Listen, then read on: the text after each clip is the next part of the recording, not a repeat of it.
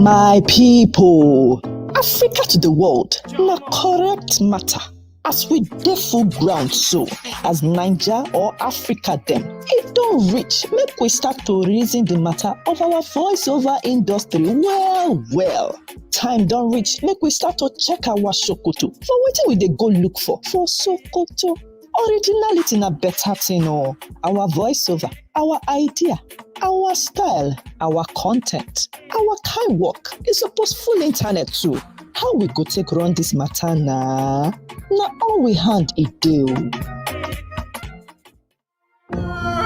If you would tell the story of a great big continent and that of its people, if you would show the beauty of Africa's diverse cultures and the viability of its groundbreaking ideas, then you wouldn't want to tell those stories without its sights and sounds. Without Africa's voices, its heartbeat would be in doubt. Come, learn to let loose your sound and make your voice heard at the second virtual edition of the Voiceover Conference. You will be guided by voiceover experts and agency leaders who will unveil secrets of voiceover that will help position you to take advantage of the evolving opportunities for voiceover in Africa. Date: Friday 28th and Saturday 29th of May 2021. Time is 10 a.m. daily. This event is free, but to attend, registration is required. Please visit www.thevoiceoverconference.com. Powered by the Voiceover Workshop and Media.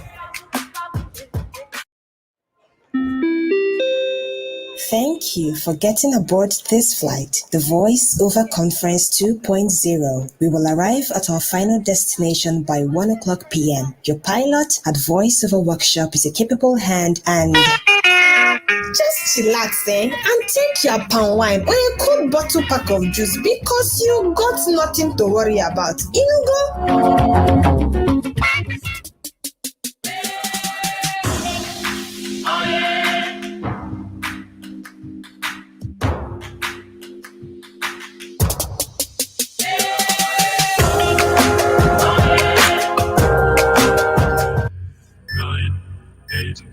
7, 6, 5, 4, 3, 2.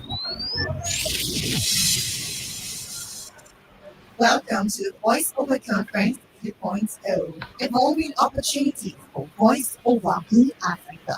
Sit back, relax, and enjoy the ride.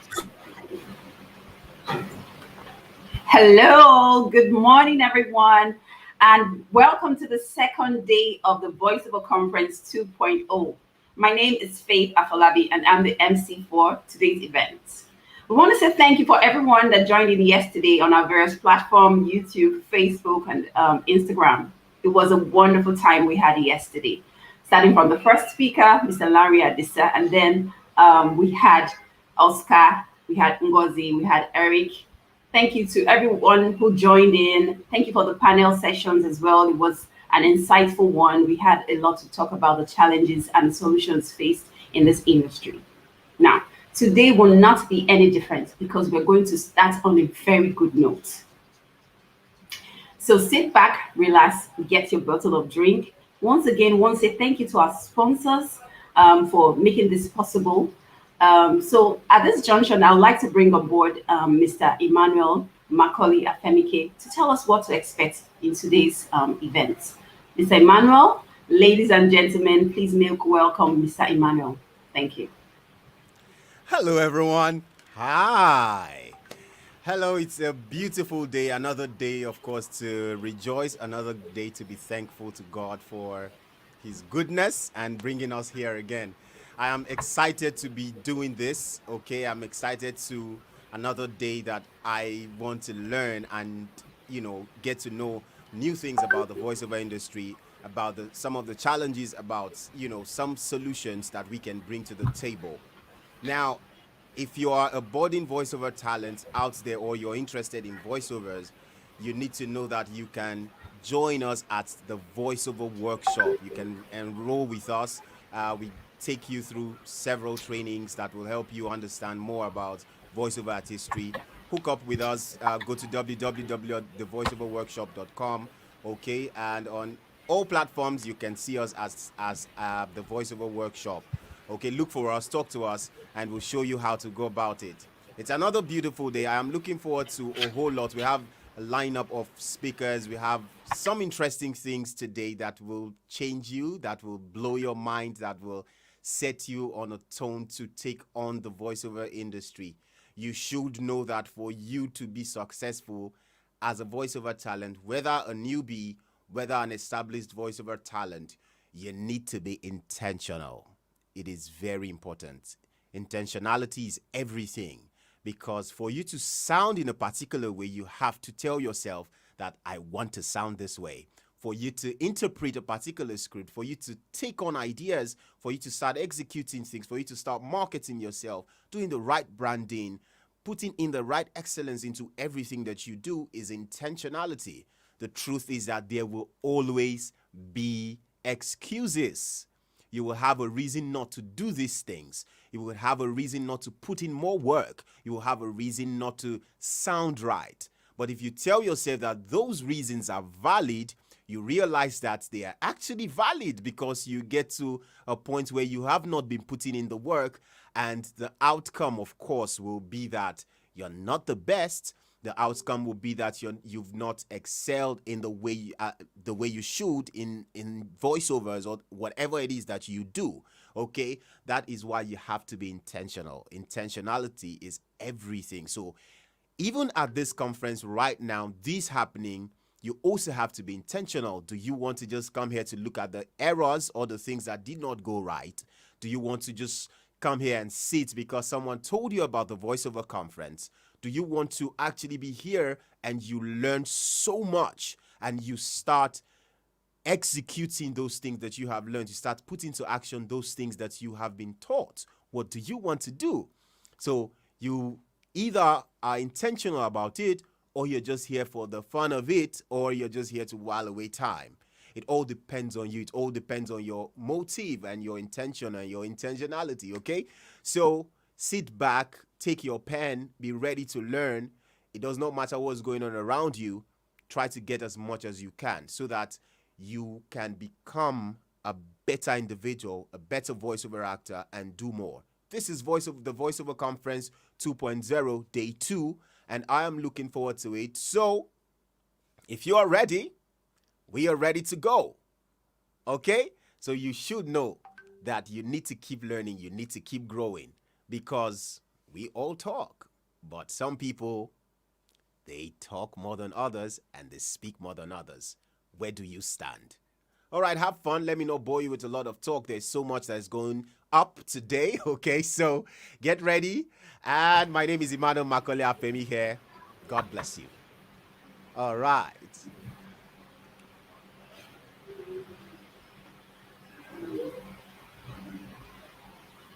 Thank you, Mr. Emmanuel. So without further ado, our first speaker for today is Oluwaseun R. Olusegun. Oluwaseun is a radio and TV broadcaster, a compere, a voiceover talent, and she's an alumna of the Voiceover Workshop. Yes. And has since worked on many projects and voice recordings for notable brands such as Mamador, First Bank, Jumia, to mention a few. She's currently a host of a weekly podcast tagged Health and Jara that focuses on health communication, productivity, and other things that pertain to everyday issues.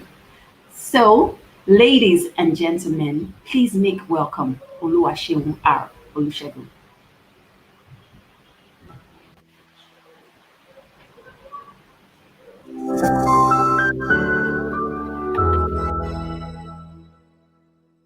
Hello, and my name is Oluwaseun Olusegun, and it's a very good time, or it's a delight rather. It's a pleasure to be here. Actually, it's an honor to be here at the second edition of the Voiceover Conference, the virtual Voiceover Conference. I was opportune to be at the first one, and being back here for the second one is such an honor, and I so much appreciate it. Of course, special gratitude and thanks to Coach Emmanuel. We call him Coach E, King E, Emmanuel Macaulay Afemi here, for always granting me this opportunity. And right now, it's definitely going to be a great time. You've been having a very wonderful time since the start of this conference. So yes, let's have it. Let's take it up a notch. Now, I did mention at the start that my name is Oluwaseun R. Olusegun, and I am a voiceover talent. I like to say I sell with my voice, but of course, that's not the only thing that I do with my voice. I also sell with my smile. I am a podcaster. I am a broadcaster, actually. So I work with Smooth FM, Smooth 98.1 FM. Love music, love life. Yeah, I know I'm showing off, but it's fine. Yeah, so I do that. And I also have a podcast called Health and Jara. It's a weekly podcast that centers on health communication, lifestyle issues, and other things.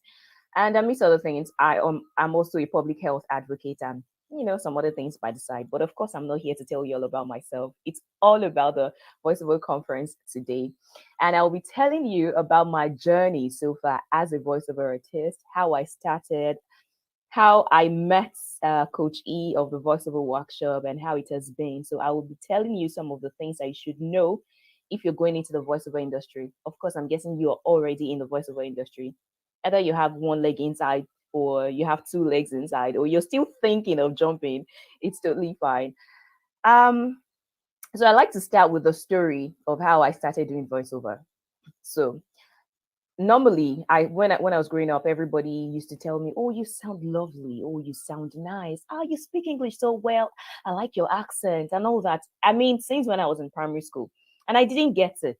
Some would tell me, of course, I was forming, and some would tell me that I was speaking through my nose. I didn't really get it, what they meant. And gradually, I started becoming aware. I think that was in secondary school. I would go for a lot of debate and all that. But then the journey started in some years after I graduated, and people would tell me to help them read stuff. In fact, I started reading news, even though I didn't exactly have the training. Sometimes you don't even need to have the training. No, you need to have the training. But sometimes when people just hear a certain thing in your voice, they feel like you're able to do a lot of things. So yeah, that was how I started. So, and then I started reading scripts. I didn't really understand the ethics and the basic. I didn't have the basic training, but I just started doing voiceover. After a while, I realized that there has to be more to this. And I was a fan, or I still am a fan of animations. Commercials will come on, different things will come on. You hear voices, and it will be selling to you. It will make you picture elements, especially when it's radio, to make you picture things as if it's right there in front of you. And then when it concerns commercials, it just draws you into this thing. And I felt, okay, I should be able to do more with my voice. Then there was a particular day in my former place of work. I wanted to read a script, and the person who was going to control, or rather, the person who brought the script was like, sorry, you cannot do this voiceover. Your voice is flat." Ladies and gentlemen, that broke my heart. That shattered my heart. But then I knew that was the truth, because I have heard about 2 or 3 professionals tell me that, yeah, I sound good when I talk, but at the same time, I can do more. I should be able to bend my voice better than I am doing already. And I should be able to put more emotions into the script that I'm reading. So that was the point that brought me, or that was the point where I realized that, yes, I need to take this thing further. So first, you should understand that you have that natural talent does not mean that you don't need to shape on it and bring the best out of it. So one of the things I need you to learn or understand better as a voiceover actor, maybe as an aspiring voiceover actor, is this. Number one, you have a voice. You do have a voice. Obviously, you can speak, and then when you speak, people turn, or people tell you, give you compliments or the other. So that you have a voice means it is a tool, in case you do not understand that. Your voice is a tool. It's a tool to connect people. It's a tool to destroy people. It's a tool to break down things. It's a tool to build up things. It's a tool to sell. It's a tool to make people feel in a certain kind of way. So it is a very, very powerful tool, in case you do not know that about your voice. So that should tell you that if you do not like the sound of your voice, please, I beg you, start liking the sound of your voice. Now, I'm not saying you should get obsessed with hearing yourself, because I know there are some people that literally can listen to themselves all day. They don't want to listen to any other person. And those are the kind of people that when you're maybe in a conference or in a place or maybe in a presentation, they will not really allow other stuff, because they just want to keep hearing themselves and their opinions. That's not what I'm talking about. I am saying you should not cringe at the sound of your voice. And that actually happens to a lot of broadcasters, to podcasters, to media personalities, to voiceover talents, they will tell you that once they're done voicing the script or once they're done presenting, they do not want to go back to it. You should be able to stand the sound of your voice, because if you're not comfortable with it, you'll not know how to analyze it. You'll not know how to take the criticism. You'll not even, because first you should be your own critique before others, tell you what to do and what to say, what to adjust and fix. You should be able to listen back to your shows and all that, so that you know that, yeah, something is wrong. Oh, okay, I was breathing too rapidly and all that. So yes, get comfortable with your voice. It is a tool. Also, I'll tell you that your voice is your unique fingerprint. Yes, I know fingerprint is finger, but I'm telling you that your voice is your fingerprint. You know how fingerprint is very unique to you. That's how your voice is unique to you too. So we'll come back to the part where you shouldn't lose yourself. And when I say yourself, I'm talking about accent in this regard, because we're talking about voice and all that. So, but remember now that your voice is very unique and you shouldn't lose it. Now, another thing is that as long as you have your voice, you will have a market. No matter how terrible you think you sound right now, there is somebody who would pick you over another person who sounds really great. Because different people are looking for different things. What clicks for you might not click for another person, vice versa. And that should tell you that sometimes when you're told that you cannot do a script, or you're rejected, or you're turned down, you shouldn't feel bad. It's not necessarily that you're terrible or that you're bad. It just means that in that situation, that person is not your target, or that person is not seeing what they want in you. And you could be a fit for another thing. So as long as you have a voice, that unique fingerprint, as I have said, that tool of yours, you will always have a market. And voiceover is a rapidly growing industry. Last time I checked, it was over $3 billion worth of industry. So that's to tell you that more people will plug in, because during the coronavirus pandemic, all we were left with were lots of commercials. In fact, people started doing voiceover productions more in their houses because we were limited, right? Everybody had to stay inside. So, and we saw lots of commercials, people, big brands, they were telling you stories of how we will come out of this thing, how well, things used to be this way, but now this is where we are. And if you'll understand, or if you go back or introspect or reflect, rather, that's what I was looking for, you will know that there was a soothing effect. There was a way the voice made you feel more connected to that commercial or that ad or whatever it is.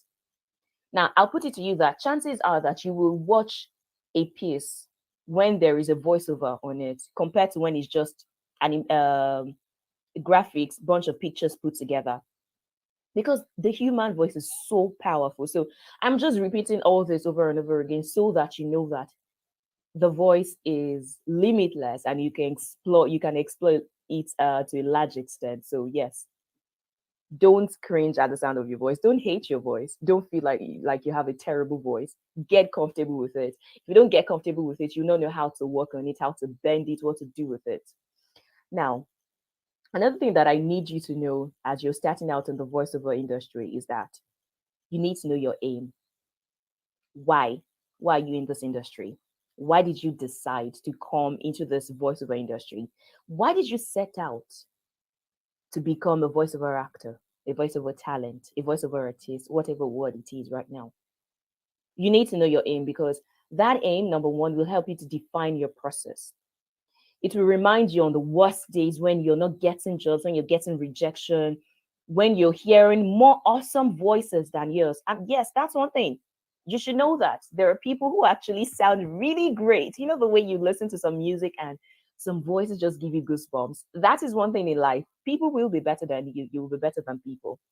You're always in a position. So celebrate others, enjoy the work of others, and also celebrate the ones that are behind you.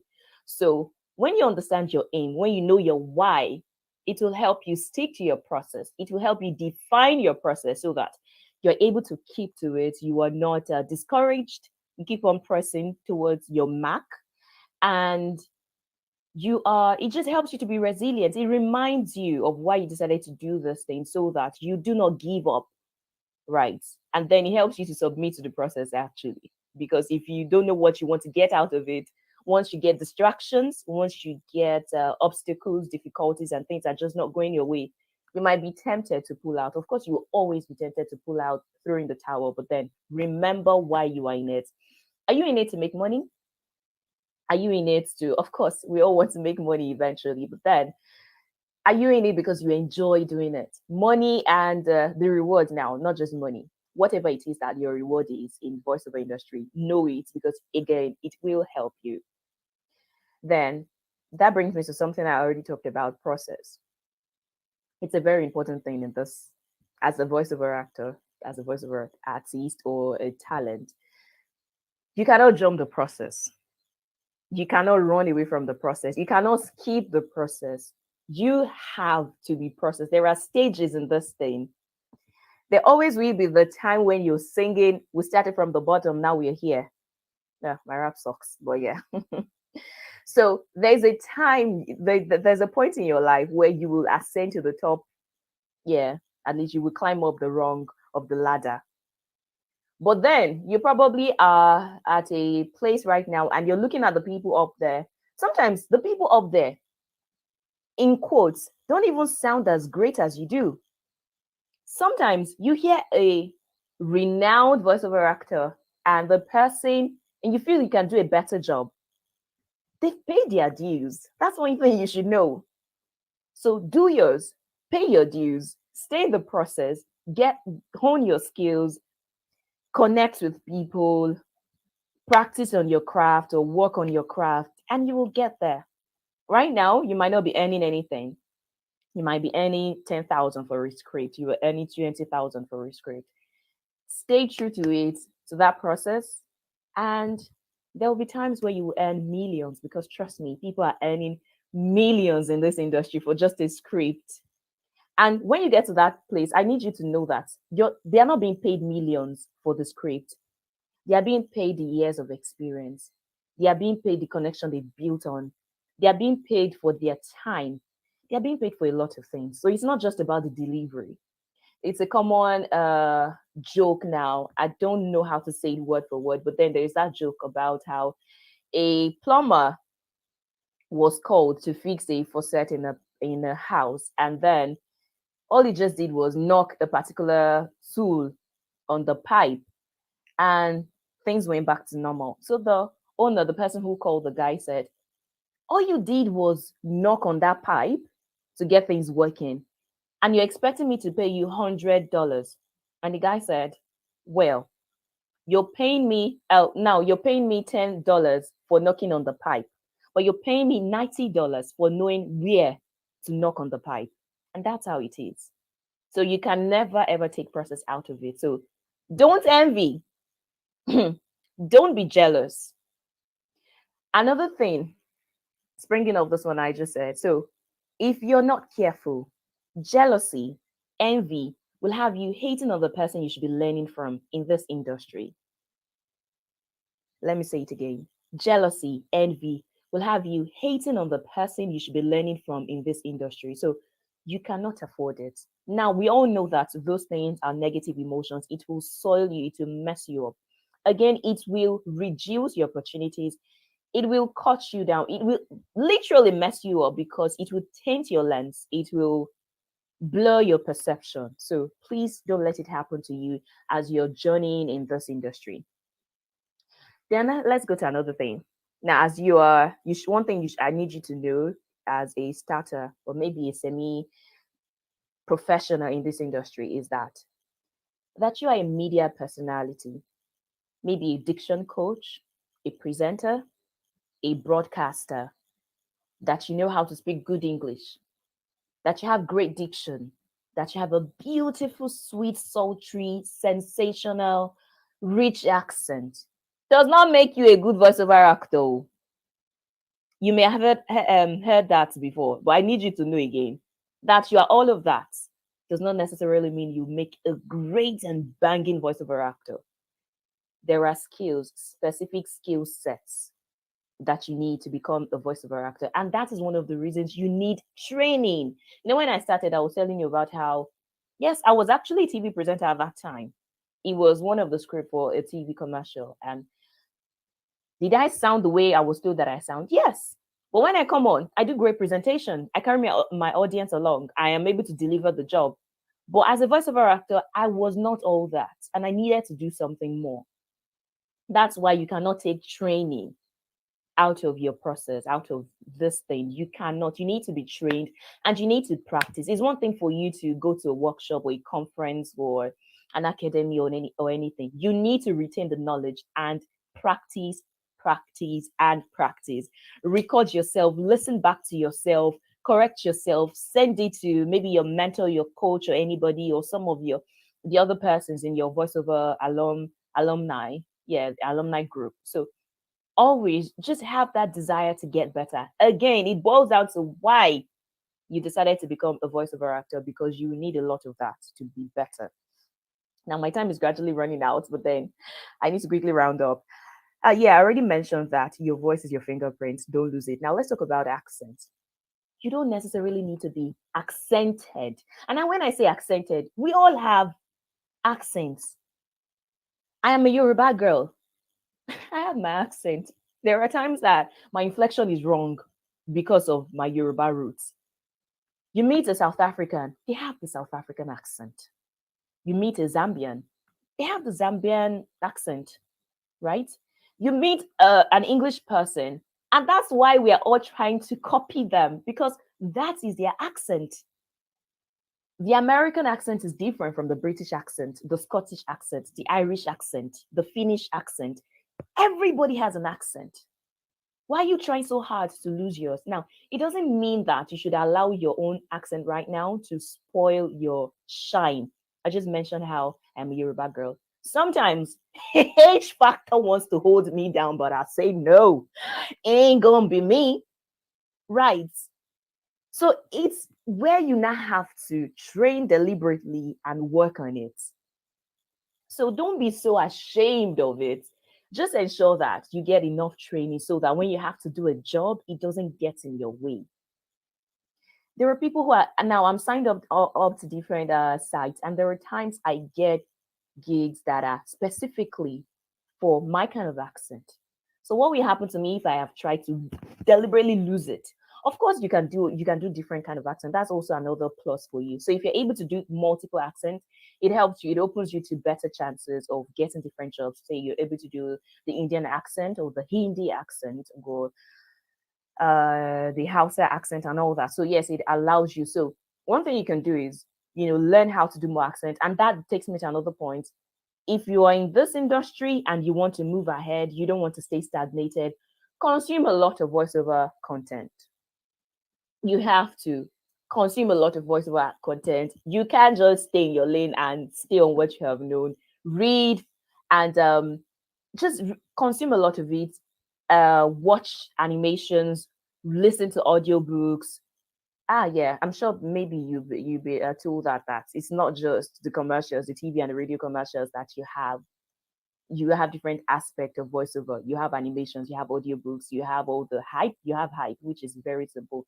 You have radio, TV commercials, narrations, you have plays, different aspect of. You have ADR, IVRs, the ones that say, "Oh, welcome to MTN customer service. How may we help you?" or something like that. Different part of it. You have ADR, the ones that are basically using their voice to replay a scene that has already been acted in a movie because of some distractions or disruptions, because the sound was not properly heard. So you have different aspects, different prospects in this industry. It is a wide one. So know the one that interests you and go for it. But before you narrow it down, make sure that you're at least honing your skills so that you are versatile and it does not limit your chances of earning. Because if you want to earn with your voice, you want to sell a lot with your voice, you need to be able to be broad-based, multifaceted, comprehensive. All I am just saying is that you should increase your skill set. Now, I do have a lot of things to say, but I am looking at the timer right now. My time is up. And I hope with this viewpoint of mine, I have been able to tell you some of the things that you should know as a voiceover actor starting out in this industry. Of course, you cannot learn everything in just a sitting. That's one of the reasons you need to come to be a part of the voiceover workshop training and academy. The truth is, I am an alumni, right? Alumni. Yes, I'm a female. alum. In short, I passed out from the voiceover workshop. That's what I mean to say. So yes, alumnus. Thank you. That wasn't so hard after all. Yeah. So I think that was 2 years back. And since then, I have been in that network where opportunities, I am seeing opportunities, and I'm learning new things. So that's another thing that you need to know, that you need a network, you need a support system, you need people in this community for you to be able to grow faster. It aids your growth. Yeah, I think I've been able to make my points clear to a large extent. Again, you cannot learn everything in a day. So stay in a network, relate with people, connect with people, and you'll grow faster and better. So, ladies and gentlemen, boys and girls, men and women, I hope you've been able to get so many things from today's session. Of course, you have been getting value from the other speakers, and you continue to get more value. I look forward to connecting with you. You can definitely connect with me across all social media platforms at oluwaseun.r.olusegun. And then if you have questions, send it to the Voiceover Workshop on Instagram, DM, chat them up, very responsive, very swift, and you'll get the answers to your question. Okay, bye.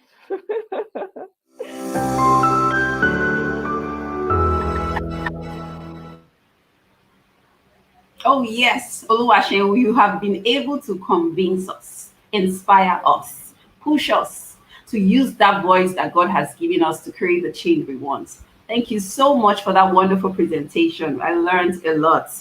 You said something about our voice is a natural talent and we should shape it, use it better.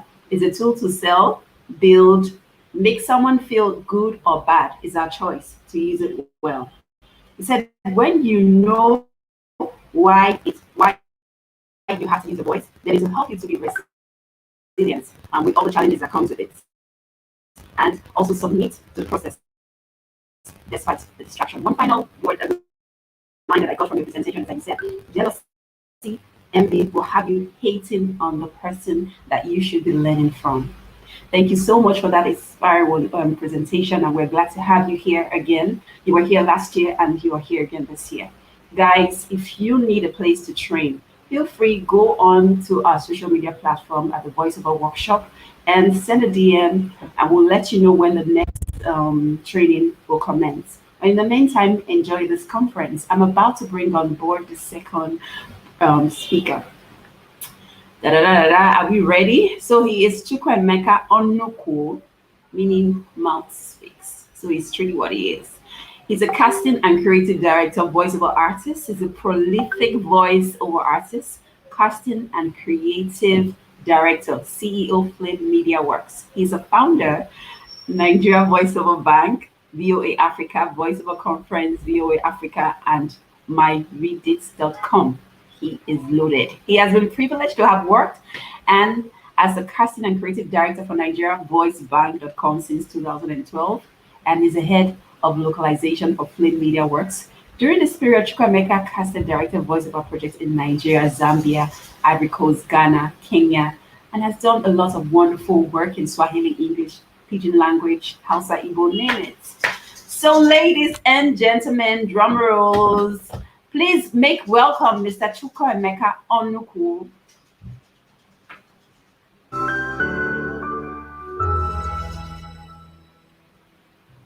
Hello, everyone. I'm super excited to be here today to talk to you on a very interesting topic, why you may not be getting the gig as a voice actor, and also understanding in key cases of getting the job in the voiceover industry. My name is Chukwuemeka Onuku, and I'm a voice casting and acting director. Today, I'll share with you some of my experience in the past 9 years of being in this industry. I hope you learn some things that helps you get better in this journey. So, why are you not getting the jobs? I know that the key thing as a voice talent, the key thing is to get the jobs. That's the reason why you learned the skill. So what are the things that you may not be doing to get the jobs? The very first thing that comes to mind is your voice demo. Maybe the first thing I should say is, do you have a voice demo? Interestingly, a lot of people in this industry don't have a voice demo, don't even understand why they should have a voice demo. It's ridiculous sometimes. Imagine someone who's trying to get a job in the bank and doesn't have a CV. For voice actors, your demo is your resume. Now, your demo is what gives me the ability to cast you for projects. When I get a project, I get to see the brief of the project. And in my head, I already know the voice, or I should know the voice that is fit for this project.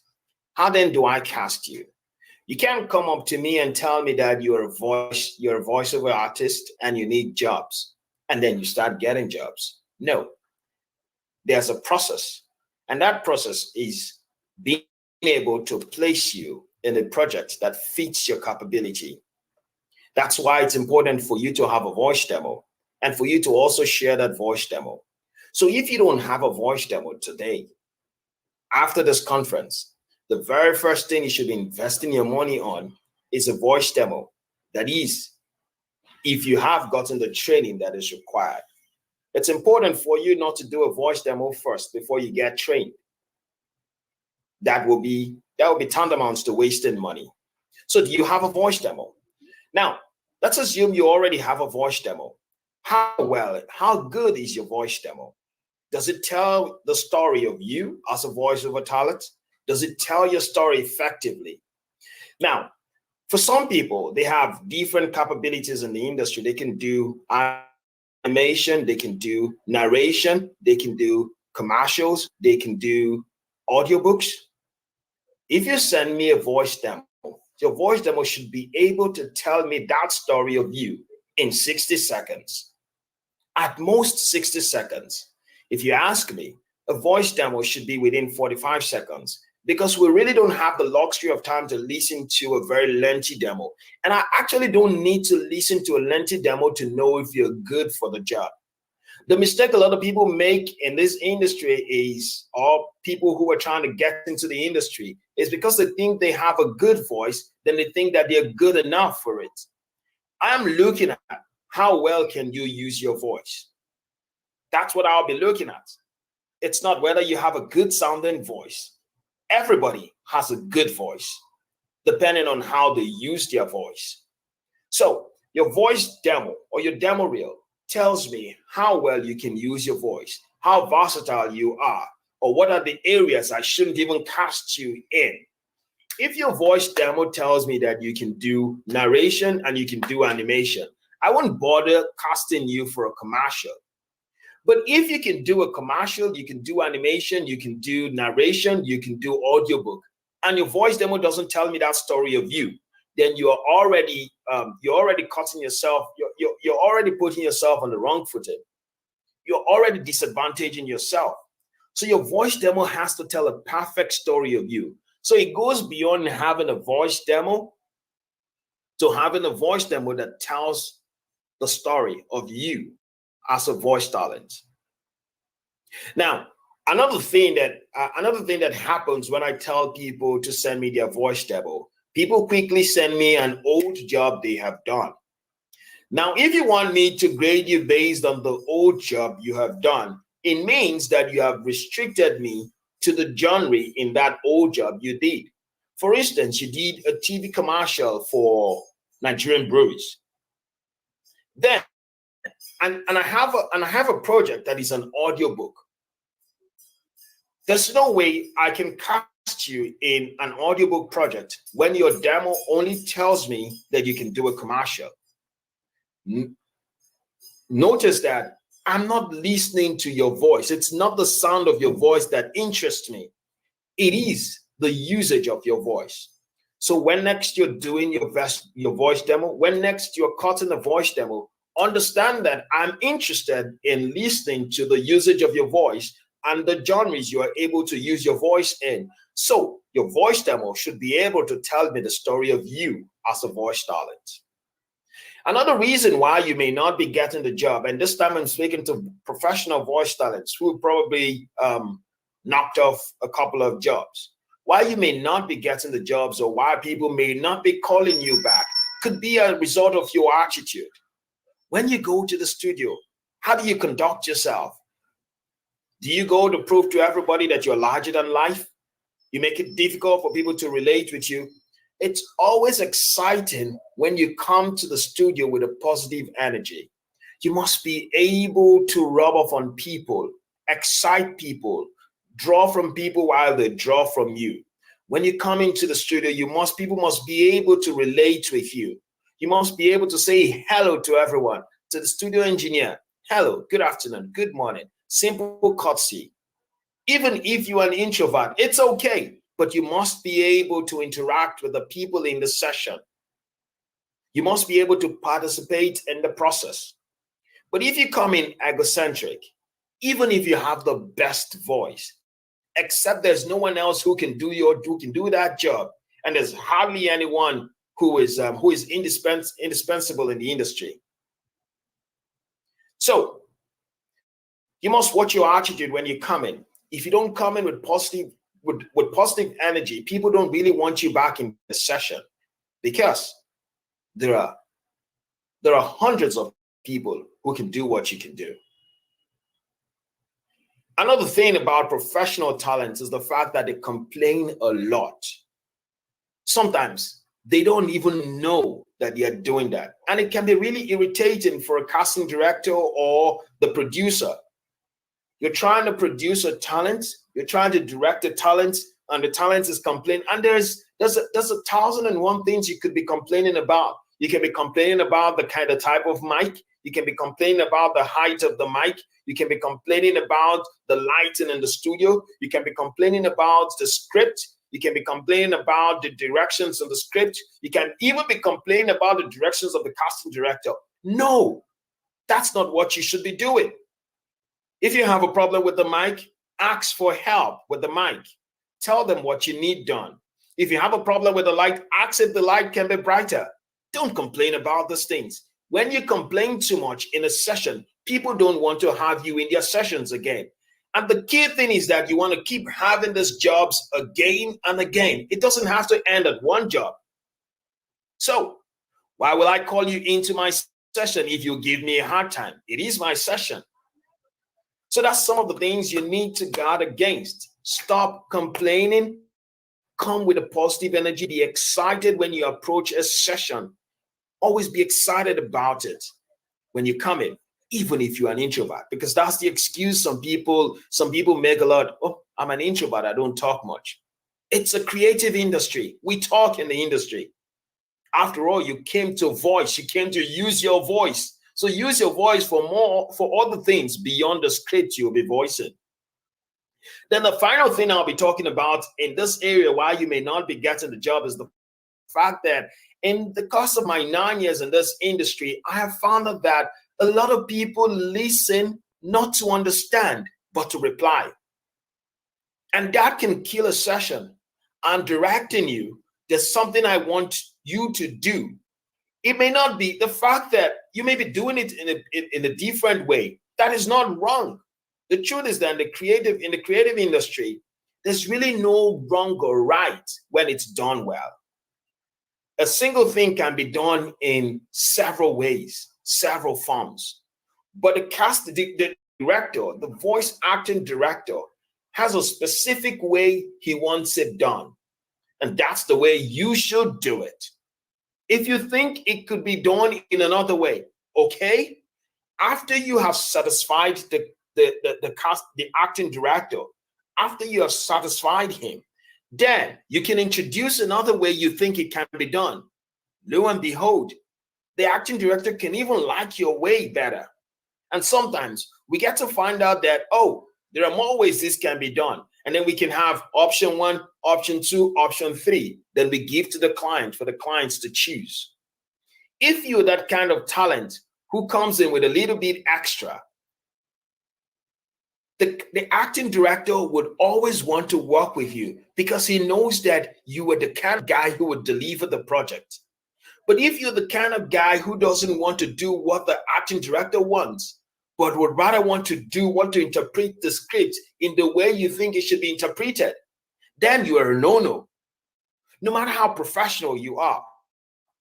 But unfortunately, a lot of professional talent makes this mistake.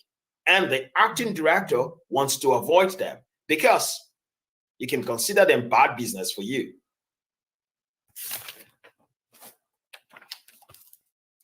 Let's move on to another interesting topic: understanding the intricacies of getting the job. Understanding the intricacies of getting the job. The truth is, the industry is becoming more and more competitive. A lot of fine voices are coming into the industry daily. And these days, it's even easier to learn because you can even learn off YouTube. You can learn off Udemy. You can learn off several of the platforms. You can learn off Bravo for the Brain. There are a lot of platforms that teaches young people how to learn to use their voice. So daily, we're churning in great voice talents, and the industry is becoming competitive. In fact, today, we're competing with robots. We're competing with AI. So it's not just humans in the industry. So you must understand the intricacies of getting the job in the industry. First things you need to understand is, how does the job get to you? Who makes the decisions in the industry? The casting director makes the decision of who to cast in a project. Then you ask yourself, how many casting directors do I know in this industry? Or how many people do I even know that knows a casting director? In my network of friends, in the communities that I am in, how many casting directors are there? So you must learn to place yourself in the scheme of things. Learn to place yourself in the scheme of things in the industry. Learn to join communities. Look around you. What voiceover communities exist in your locality? You can get jobs from communities. There are communities online. There are communities real time. Join voiceover communities. Network with vital people. Network with other voice talents. It's important, good, but understand that you will not be getting the jobs from the voice talents like you. They don't give jobs. So who are the guys that gives this jobs or makes this decision? Producers, production houses, voiceover companies, voiceover data banks, both online and offline, casting directors. Then you must find a way to network with all those kinds of people in the industry so that you can get vital information when there's a casting call or when there's a call for auditions. So it's important for you to network and network intentionally. Network with the right set of people. The next thing you need to do in order to get those jobs, you need to put yourself out there. Thank God we're in the age of social media, so it's easy to put yourself out there. You need to learn some simple editing skills, both audio and video. Because if you're going to use platforms like Instagram, you must be able to place audio on video, even if it's audio on motion pictures. So if you're going to use platforms like Instagram, you must be able to learn how to place audio on either it's still pictures or moving pictures. Even if it's going to be 15 seconds, 30 seconds, 60 seconds. So you must learn the simple editing skills that can help put yourself out there. So you have the great voice. Yes, you can pick up scripts from the internet and keep doing stuff. You can make audio jingles and keep doing stuff. Create your own community. You may not know, but in your community, there could be voice casting directors. There could be voice acting directors in your community, but you don't know. For me, one thing that attracts me is the voice.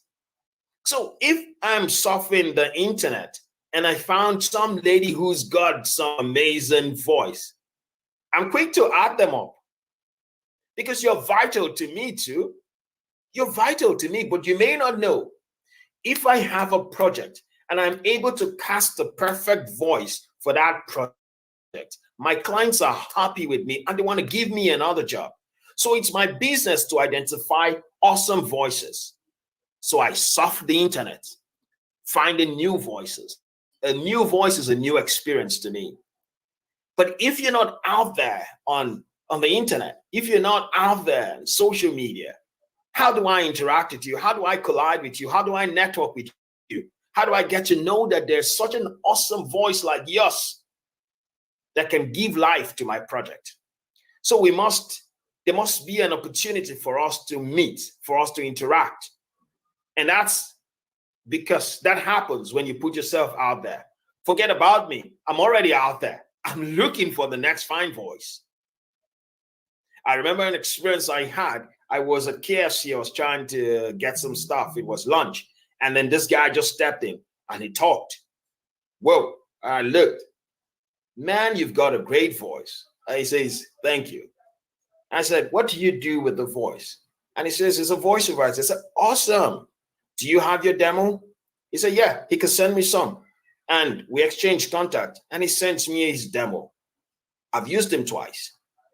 And that's because we met at KFC and he talked. And then he had a demo and he sent me his demo. And his demo was a good fit for the project, for two projects that I had. So come on, put yourself out there. Let people discover you. But you must learn some simple editing skills to be able to put yourself out there. It will be commercial. It would be too expensive for you to contract these simple things out. And the truth is that these things are not even difficult to do. You just need to download some softwares and learn how to use them. People edit on their phones. So get these things done. Now, finally, one key thing that you must do as a voice talent is to learn how to stay in touch. Stay in touch. If you've gotten a job from someone in the past, stay in touch with them. Stay in touch with them not to bore them. Stay in touch with them not to bug them, but always do things like sending them new stuff that you've done. You just finished the project, send the project to them. You just did something new, send it to them. You're thinking about something, always be in their space in a subtle and not annoying way. They put out a post, like it, make comments on their post. You're refreshing their minds of you. So stay in touch with the people who can give you jobs, even if they haven't given you a job. Stay in touch. You met a producer today, stay in touch.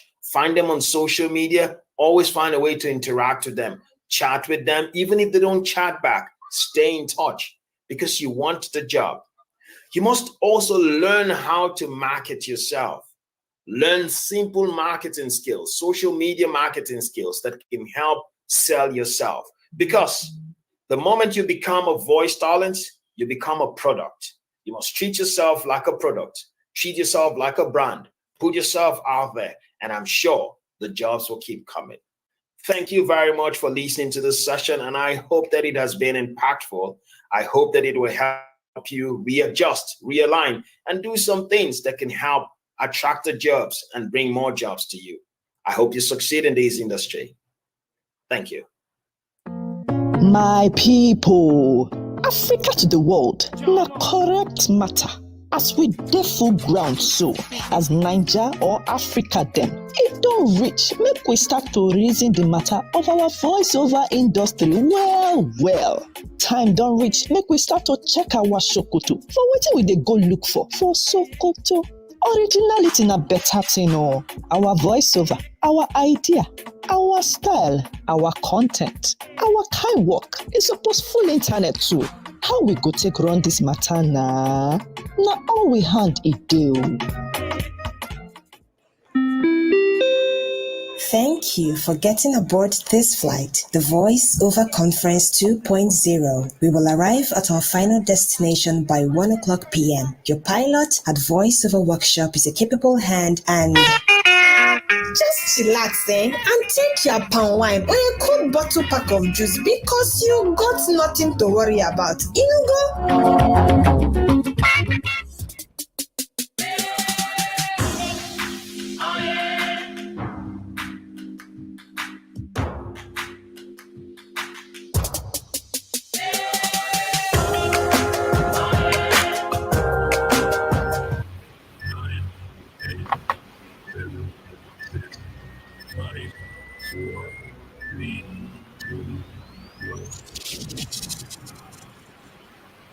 Welcome to Voiceover Conference evolving opportunities for voiceover influencers.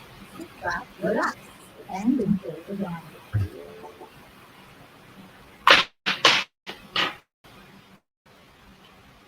All right, guys, welcome back from that short break. And thank you, Chukwuemeka Onukwu. Treat yourself as a brand. Yes, he has said it. He said a lot. There's one thing that that has come up even from yesterday's session from the speakers, which is your attitude as a voiceover artist. It's very key in helping you get to that point in which you want to get to. What's your attitude? Work on your voice, and your voice can go beyond that script. Don't forget that. He talked about networking with the right people, learn simple editing skills. You can download, everyone has an Android phone, even if you don't have an Apple iPhone. You can easily download those apps that can help you develop your demo. Your demo is your complimentary card where you go stake, sell your marketing, like my Igbo brother. Um, hello. Okay, sorry for that shot. Glitch. So we'll be going on to the next act, and the person is Mr. C.J. Kings. He's a storyteller, writer, voiceover actor. He writes, rants, and drills. He enjoys using creative storytelling to facilitate fluent reading for struggling readers in voice narration, stage performance, and in the development of brands and the execution of projects. He has done a lot of voice work within the telecom sector, education, banking, and entertainment industry. And it's his lifelong obsession to provoke people. We want to provoke you to focus on what matters to them. Enough of them to give gifts to everyone else and their very best work. So, ladies and gentlemen, welcome CJ Kings.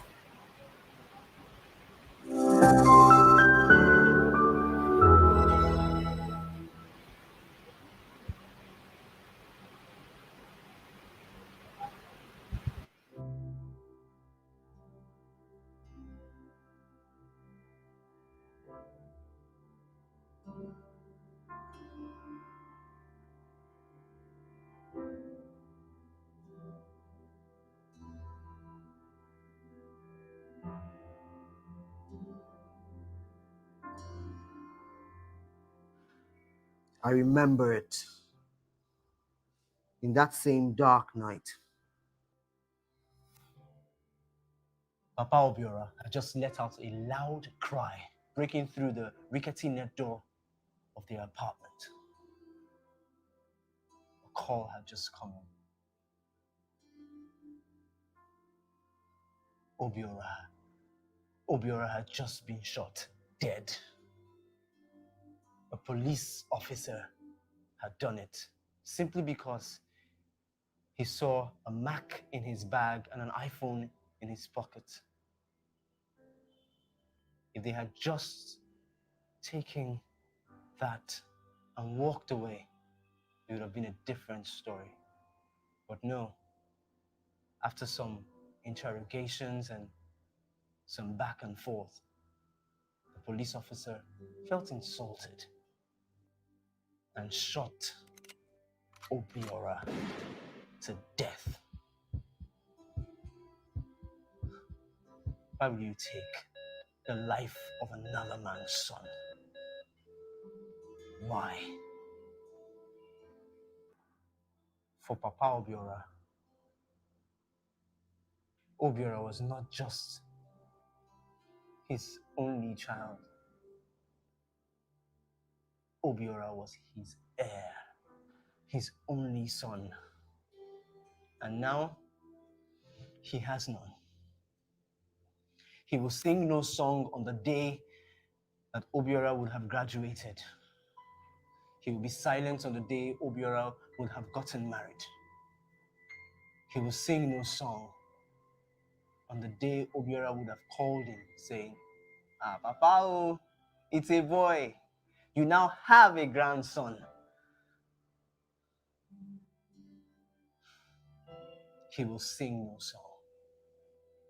And though he will sing no song, yet every night, Papa Obiora, breaking through the gate of our compound, completely drunk, will stagger in, singing a different kind of song.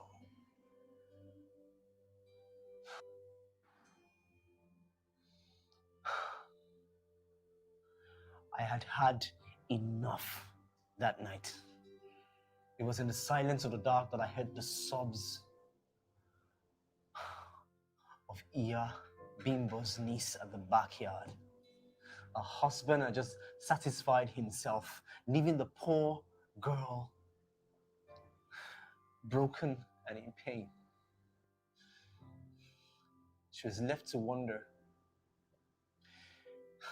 is it a crime to be a girl? Is it a crime to be beautiful? And yet, that idiot would threaten to kill her if she ever reported to anyone or even attempted to scream while he repeatedly raped her. The one way convex me pass was when, on the eve of her 16th birthday, the bastard molested her and said, consider this your early birthday gift. I know. You all will say, Oga, mind your business now. That's what you all do. Making the abnormal normal. But you don't get to see her during the day. With her voice lost and her stammering when she speaks. I hear her. In the dark of night, the only sound she makes from time to time. At night, when she sobs, after that bastard is done with the act. I have heard enough of their voices in my head. Because in the dark, and the voices of the weak and disenfranchised refuse to go silent. Aren't we supposed to be forced in the echoes of their cry to act on their behalf?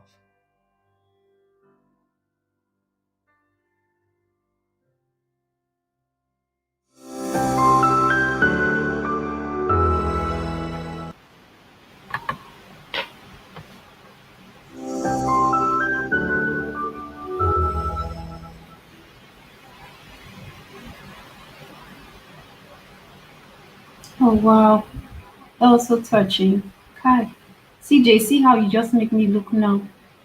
Thank you for that wonderful performance, CJ Kings. That was outstanding. So, without further ado, I'm going to be bringing up the next speaker, and his name is Mr. Wale Ekundayo. He's the CEO, Cerebrain Media. He's a seasoned marketing and communication expert. He is the founder and current vice president of Cerebrain Digital with over 25 years experiences in the industry.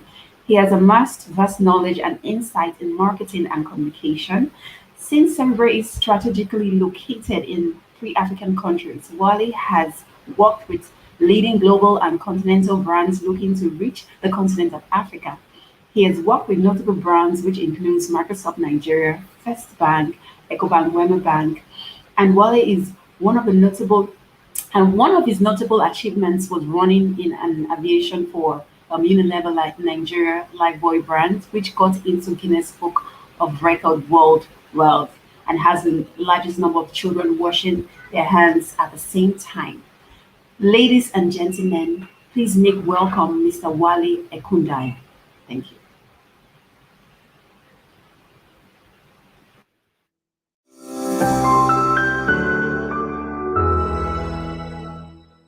Morning, and thank you for having me once again at this particular voiceover conference.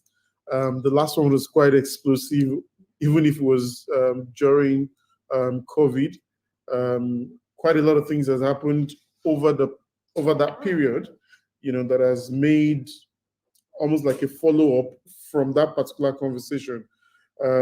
Again, I'm one of the beneficiaries of that, which is the fact that, flowing up until that time, there was nobody doing anything along the lines of voiceover conference.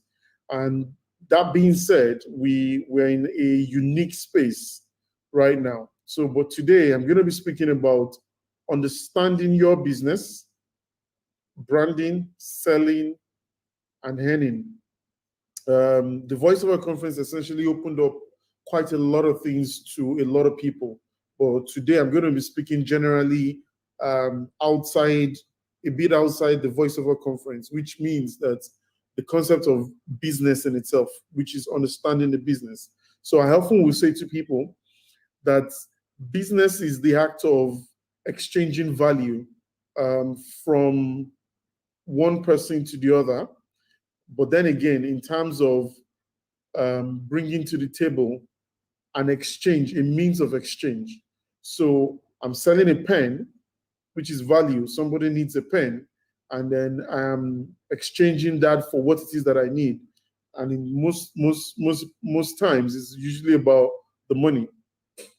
But today, the business of selling is everybody's business. At every point in time, everybody is involved in that business. So, I mean, before you get married, you're probably selling to your potential wife your vision, which is why the wife would come over to your side. And in most cases these days, when women are proposing, the woman is hopefully selling a vision to the man before acceptance of our proposal. So going straight into that conversation on understanding the business, all right? And before any business is being done, a lot of people are focusing more on branding. So you see a lot of people have business cards. You see a lot of people have signages. You see a lot of people have a lot of paraphernalia around the business, but the business itself, most people don't understand what it is. So the business remains that there is an act of you trading something for something, all right? And the moment you do not have that at all, then you don't have a business.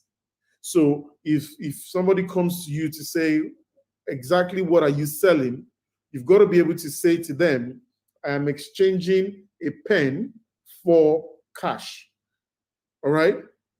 And that act itself is evolving, and it will constantly evolve from one place to the other. So the concept of business has always remained the same. Value meets needs. Hence, it starts with the identification of a need, which necessitates the creation of value. Now, if we get that correctly, the concept of understanding one's business stems from a person's personality. So this also would dovetail into what we call branding now. So as a person, there's a personal touch that I bring into Cerebre, for instance. All right, certain value proposition that makes Cerebre unique in the space that we are in. Coming into the advertising space, a lot of people speak about high balls, a lot of people speak about creativity, but we're coming into the space saying specifically to people, to clients, to potential clients, that what we bring to the table transcends eyeballs. We're talking conversion. And it's not a cliche, because at the end of the day, you can't get into the space whereby a lot of people are seeing you, but they are not converting. So we then go the step further to probe, to say, why aren't you converting? The moment we get that, we are closing the gap on that, such that you are not only visible, but you are making your returns on investment. So if you spend X amount of Naira on creating awareness in certain space, you should be able to get returns on your investment based on the strategy, based on the methods that we bring to the table. So always start right. And according to research, 90% of startups will usually fail because they are not getting this right. They're not getting what the business is. So you see a lot of people come in to pitch and ask you to invest in their business, but you can clearly see that they haven't thought through the entire process of, you know, understanding their own business. And the moment you can sell your business to a potential buyer, then basically you've lost. So understanding your business is essential. Knowing where your bread is being buttered is extremely important and extremely essential. Now, every other thing, just, you know, for awareness, for branding, for whatever it is, but understanding the business remains the fulcrum to you succeeding in business, you know. So, and then you get to see people speak about, I want to scale my business. Now, even scaling your business is not even so much it's not so much important until you understand your business. And understanding your business has a lot to do with research and development. So you understand, you know, what the market potential is. All right. So a lot of people speak about Nigeria having, you know, 220 million or 180 million in terms of population, but they never speak about the earning power of those people who make up the 220 million, who make up the 180 million, depending on who you're speaking to. And when you speak to that, that is actually you understanding the business. At every point in time, people are going to need clothes, people are going to need shoes, people are going to need what's called water, daily amenities. But the transitioning between, you're not going to be wearing new clothes every day. All right. So having that understanding also makes you put that into consideration in terms of the cost per unit of anything that you're selling. Makes you understand that what I'm selling is not an essential commodity as such. But every single day, somebody needs food. We need food to survive. So understanding that business will put you in a certain state, will put you in a place whereby everybody understands the dynamics of where you are playing in. So if you ask me, for instance, we're transitioning, all right, even as Cerebre, from waiting or seeking to receive brief, all right, from clients to a daily activity whereby you're earning on a daily basis. Now, this is also having to understand the business as to what it is that we're doing, the field we're in. So you don't have to wait till a pitch is being done before you get into the ring. So everybody has got to be extremely, all right, truthful, extremely honest with what it is that they're doing, understanding that business. So the starting point, every business owner must answer 3 fundamental questions. What is our value? What is our value? What is our framework? What value do you bring to the table? Now, if you answer that question correctly, which is not, we're not saying you should gas yourself up now. You know, you can say all the lofty English and all of that, you know, mission statement, vision statement. That's not what we're talking about. We're talking about, like, what's the real value that you're bringing to the table? And that value is a function of your people, your staff. What skill sets do they have? All right. On that premise, you will be clear that this is our value proposition. That value proposition will be tested over and over and over again. Now, in certain spaces, like for instance, maybe Starbucks, all right, which is a brand in the US, right? You will see them pride themselves in their people, in their customer service. You see them pride themselves not just in the coffee in itself that they sell, but they pride themselves in an all-encompassing kind of solution, which is called the marketing solution. You see them speak to those things, that this is where our value proposition is. All right? And they look at that hand to hand. The second question is this: what markets are we servicing? What markets are you servicing? So you see somebody trying to make slippers or make shoes or make clothes, you know, the market segment is usually very slim because everybody has somebody who probably makes shoes. who probably makes slippers, who probably makes cakes or bakes cake. All right, what markets are you servicing? And if you look at people who bake cake and do those things in that space, every household, your competition becomes, what's it called now? Your competition becomes everybody, literally, every woman who can cook, or every man who can cook, or who can bake cake. So when you look at that, what market are we servicing? So somebody's getting married, for instance, you know, there are like 10 other people who are ready to bake that cake for the person. So having to identify that space allows you to understand your business the more. The third and last question is how scalable is this market? Now, this is where the problem always is, because if you understand your value, so everybody bakes cake, but not everybody bakes a certain type of cake. All right? The skill set to be dynamic in what you do basically sets you apart. All right? I mean, I heard somebody said something. He says, you know, there are few sound engineers in Nigeria. Everybody can fiddle with, you know, fiddle with the console. But there are actually few sound engineers. There are sound engineers for, you know, when you want to have a outside space, you know, like a outside concert, for instance, outdoor concert. There are few engineers who can work that. All right. So having to understand that business, you will set yourself apart almost immediately. How scalable is the market? You need to understand, is this market scalable? All right.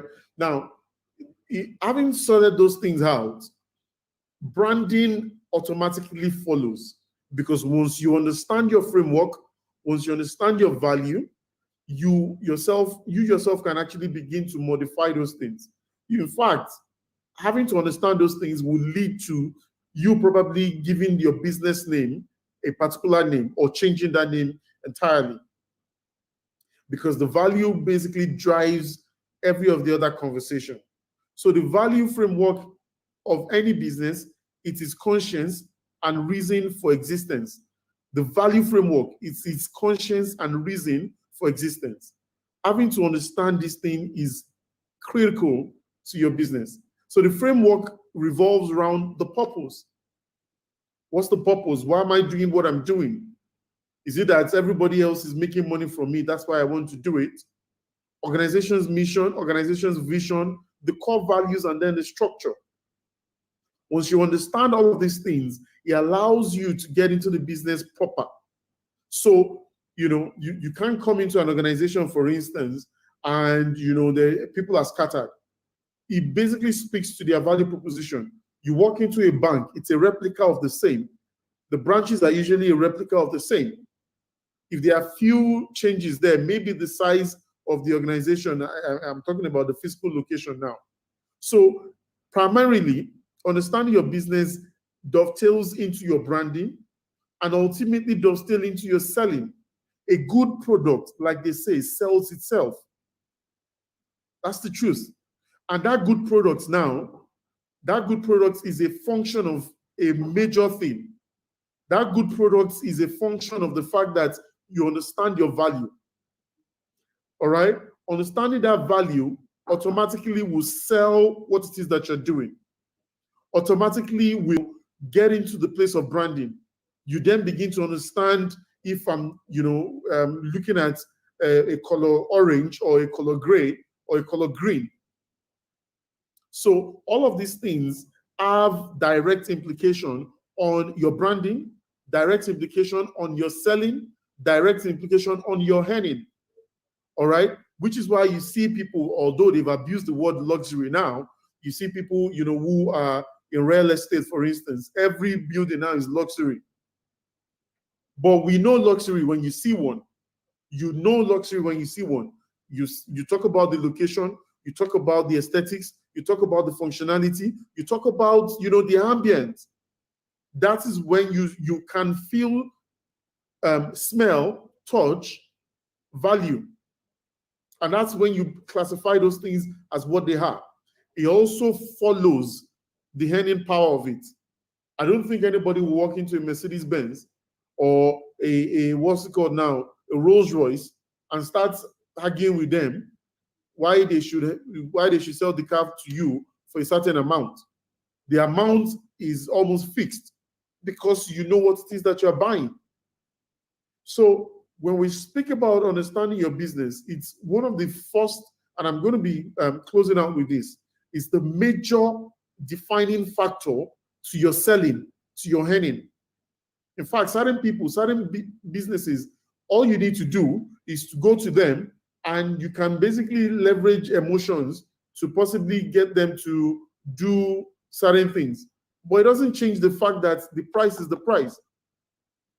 So when you understand your business proposition, when you understand your business value, it basically will drive every other thing.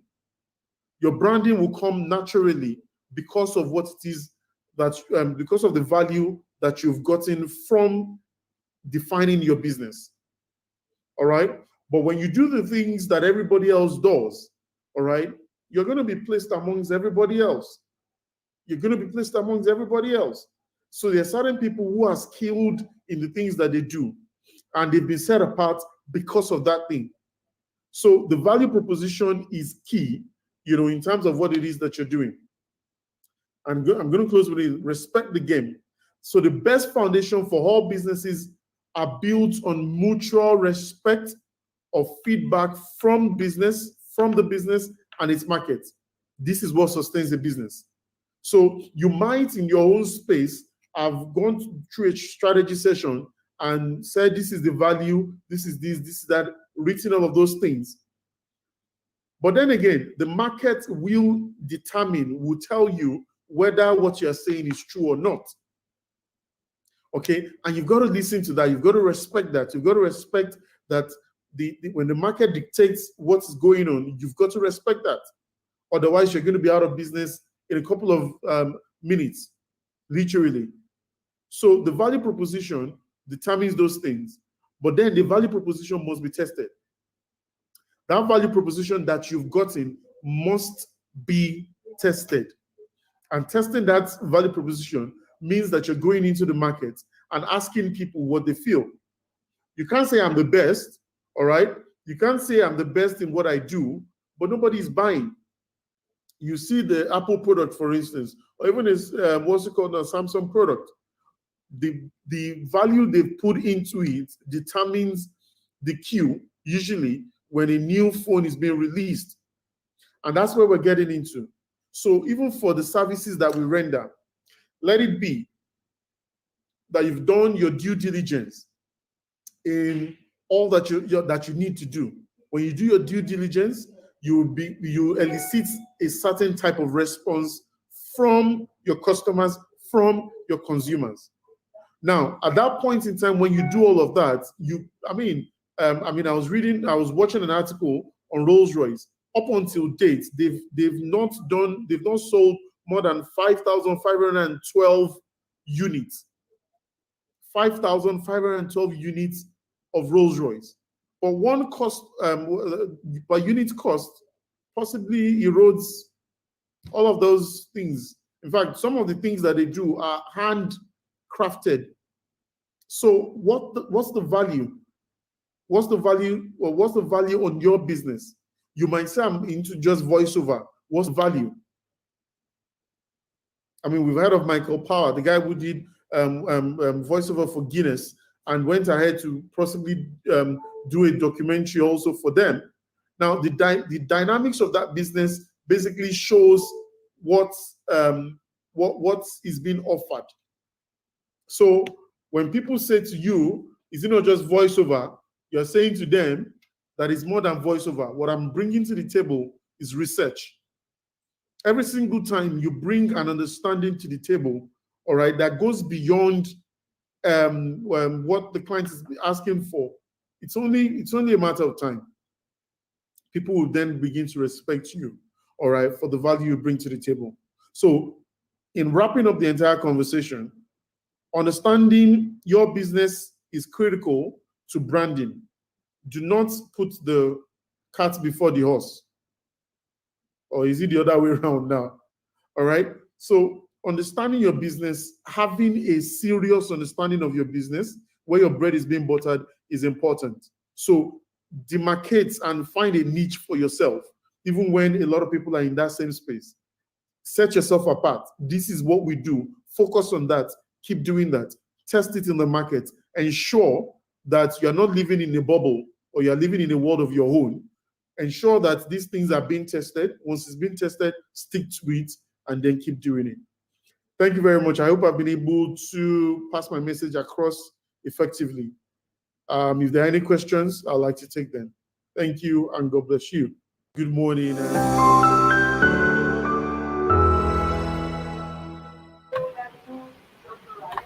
My people, Africa to the world, do correct matter. As we go full ground so, as Niger or Africa them, don't reach, make we start to reason the matter of our voiceover industry well. Time don't reach, make we start to check our Sokoto. For wetin we dey go look for Sokoto. Originality na better thing o. Our voiceover, our idea, our style, our content, our kind work is supposed full internet too. How we go take run this matter na? Na all we hand it do. Thank you for getting aboard this flight, the Voice Over Conference 2.0. We will arrive at our final destination by 1 o'clock p.m. The pilot at Voiceover Workshop with a typical hand and just relaxing and take your palm wine or a cold bottle pack of beer because you got nothing to worry about.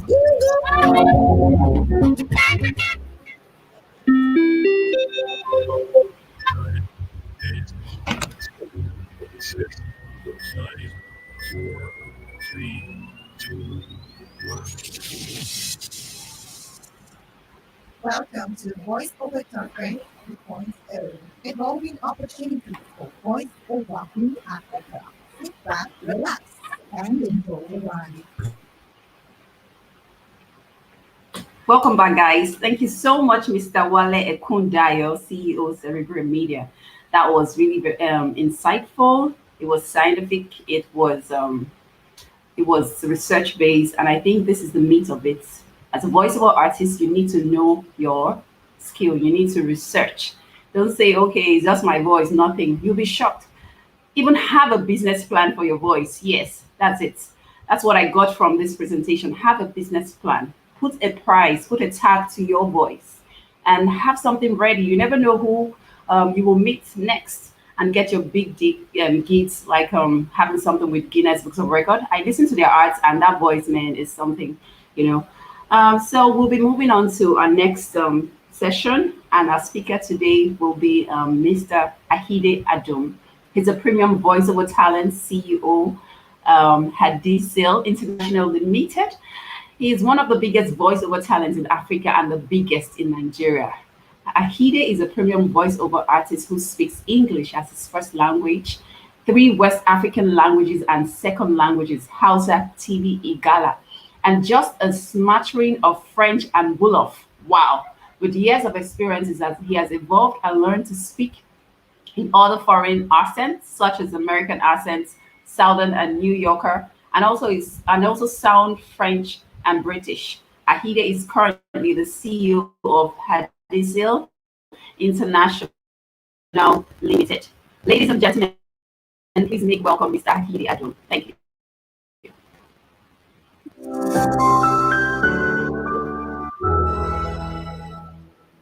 All right, fantastic. Great to be here. My name is Ayode Adom, just like we heard, and I hope that the next few minutes we spend together will be fruitful for you and fruitful for me too. Every time you share information, it's a chance to grow yourself. It's a chance to go over some of the things that you know, and perhaps in the course of sharing what I do know, some other inspiration will come my way. So I am glad to be here, and I am glad that I'm not talking to myself. All right, so I'm glad you're here too. Okay, so basically my topic today, I'm dealing with succeeding as a voiceover artist in a competitive economy. Now, that last word, economy, kind of broadens the entire topic. There's almost no economy that is not competitive. But particularly in a place like where we are in Lagos, it's very competitive. A metropolitan city, a cosmopolitan city of this size, and with the number of people and the level of development in this city, it is definitely a place where you will not rise to the top on a whim. You will not do it by accident. It will not be automatic. You will have to exert some energy and compete with a whole lot of other people who are interested in getting to the top of their trade. And the top of your trade can be several things, Sometimes it can be, I want to be the most visible voiceover actor in Lagos, which means most of the prominent jobs come, my voice, my signature is on them. Another way it can be is that perhaps you're not the most visible. Perhaps you just want to get in on the biggest deals, which means you want to be at a place where you're making, I don't want to use that absolute term, the most money, but you're right up there at the top, yeah, making that kind of money and taking a good size of the market share, on your side. That's another side that you can aspire to. But all this is not going to just fall into your lap like ripe mangoes. I mean, even ripe mangoes, you probably have to wait a little or shake the tree or do something before they fall. But it's not going to be that easy. This is Lagos. You're going to have to put up some sort of a fight. Now, I'm going to cruise through this. I'm not going to try to be in any way technical. I believe that as far as information goes, if you are serious about what you do, information is really always at your fingertips. And spending time with you like this allows me to share with you maybe the same information, but from a perspective of experience. And so that can put a spin on it, that can bring it a little bit closer, that can make that information a little more applicable. And I mean, what is information if you can't apply it and get the benefits of having applied that information? All right, so it starts with you. Attitude. I've heard this somewhere. I don't know who said it first, but there's a saying that your attitude determines your altitude. It's very true in this case also. Your attitude, it starts with how you view yourself. I find out that a lot of people that have attitudinal issues have a not very healthy view of themselves. See, if you have low self-esteem, or if you have what you might call high self-esteem, low self-esteem being that you kind of look down on yourself and you feel that you can't really measure up. You constantly feel as if you're incapacitated. You feel as if you're inadequate. You lack this or you lack that. So you never really measure up. It can be a great deficit. The kind of confidence that you need to compete in the marketplace will not be there. Now, on the other hand, if you have this sort of, I'll call it a superiority complex, where you feel that you know better than everybody else, that is going to affect your attitude and how you relate with people. Basically, you will have just something condescending about you. See, if that thought lodges itself in your mind, you could actually be quite a nice person with a great disposition. But because of that thought in your mind that I am better, yeah, when it comes down to brass tacks, I am better, it's going to come out in your speech. It's going to come out in the arc of your eyebrow.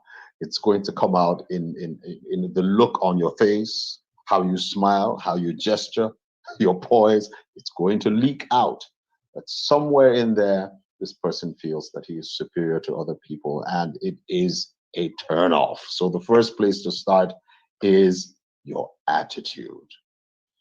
If you think you're superior, you will also not learn. If you do not learn, you will not grow. If you do not grow, you are dead. I think that growth is one of the characteristics of living things. If you did any kind of basic biology, that will sound a little familiar.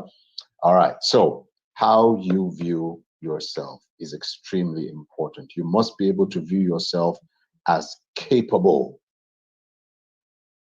You have the ability to learn. you are smart, you're sharp, and you can grow. That's all that matters. Yeah. Everything else is just a matter of degrees. It's just a matter of degrees. If you meet someone who is advanced and is far better than you and probably talented in different areas, you know, and I'm really concentrating just on the issue of voiceovers. If you meet someone who really challenges you, no need to feel intimidated, not at all. Just understand that whatever success you see in that person has been the product of some sort of discipline on that person's part to develop that. And you can do exactly the same thing. If you'll discipline yourself, focus on what your strengths are, and build yourself out from there, it will help you a great deal. And it'll also add, you know, to developing that great attitude of yours, that attitude that says, this is who I am confident, I know what I'm doing, I can do better, I learn all the time, and I'm quick about it, I'm smart about it. This will always pull you through at the end of the day. Here in Lagos, I happen to have been born further north, and growing up further north, the lifestyle, the cities are much smaller. They're not as cosmopolitan. You don't meet that many outsiders, so we're a little bit laid back. Now, in a place like Lagos, because our topic is succeeding in a competitive economy, you must understand that that attitude needs to be readjusted. All right, you need to put in a little bit of aggression into that attitude, and you can still be a little humble and laid back, but you must know when to assert yourself and let people know, I can do this. This is what I do. This is who I am. I can do it as well as anybody can. All right, and that will give them the confidence. Among the plethora of people probably vying for that job, that will give them the confidence, the look in your eye. And that confidence that you exude will give them the confidence to reach out to you and to engage you for some kind of work. Now, this leads me from your attitude, this leads me into something I usually leave until the end of my talks, but I'm going to bring it up now just because the flow is really nice. And that's talking about your skill, all right, your ability. I actually feel that if you have a bad attitude, it'll affect how well you learn. Now, we're not going to go into all of that. So, but I'm going to focus on your skill. All right. There are quite a number of things that you can do.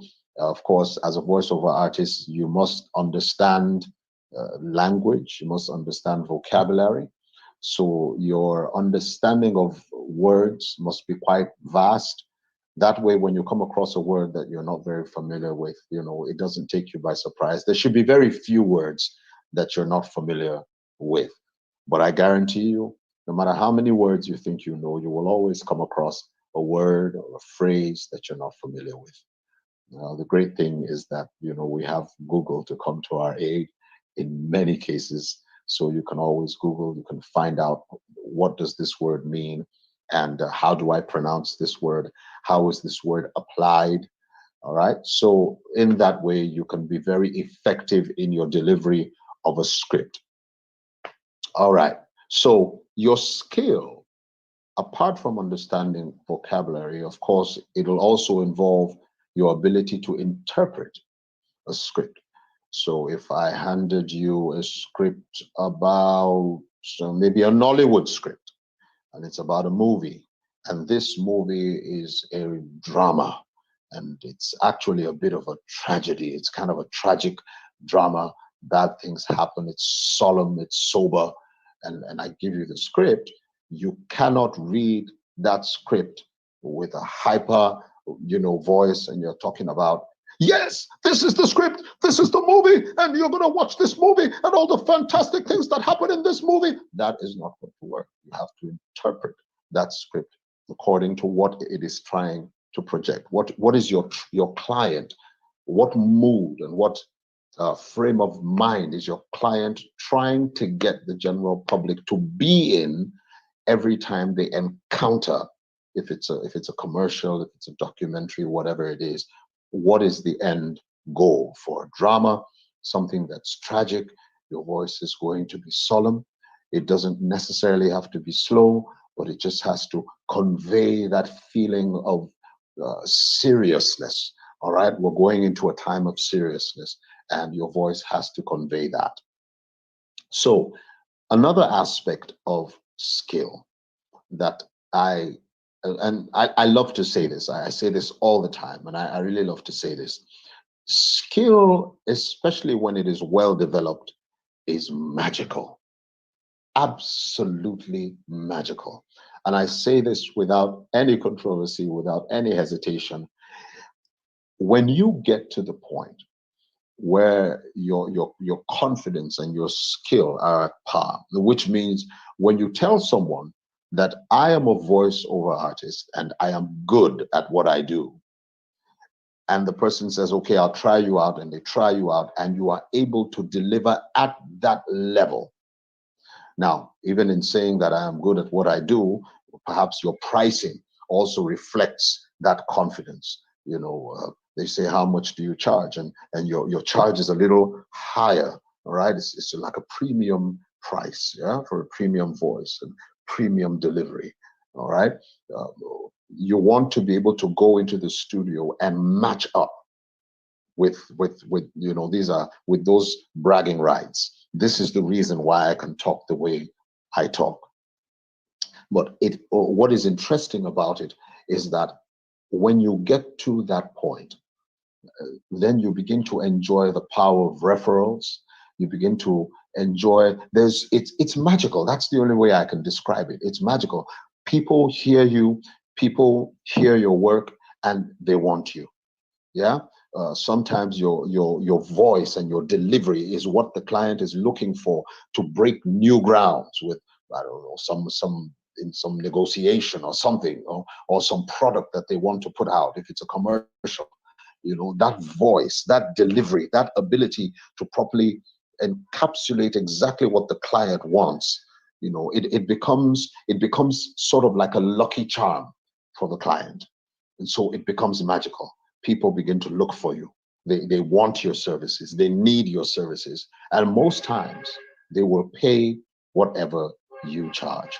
So your skill cannot be in any way underestimated or underrated. Take out time, do a lot of reading, read out loud to yourself. If you have some facilities, some kind of setup at home, a studio, just to set up a microphone, an interface, and some speakers, you know, whatever you have, a laptop, take out time, record your voice, practice it, go over and over and over. When I started out, there was a statement on my first voiceover, the very first statement that my then client said to me, he said, read this and make it sound like they do on CNN and BBC.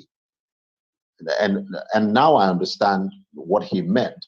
What he meant was, give me that kind of delivery. Right? Don't not necessarily read it like it's, you know, news, but give me that kind of confident delivery.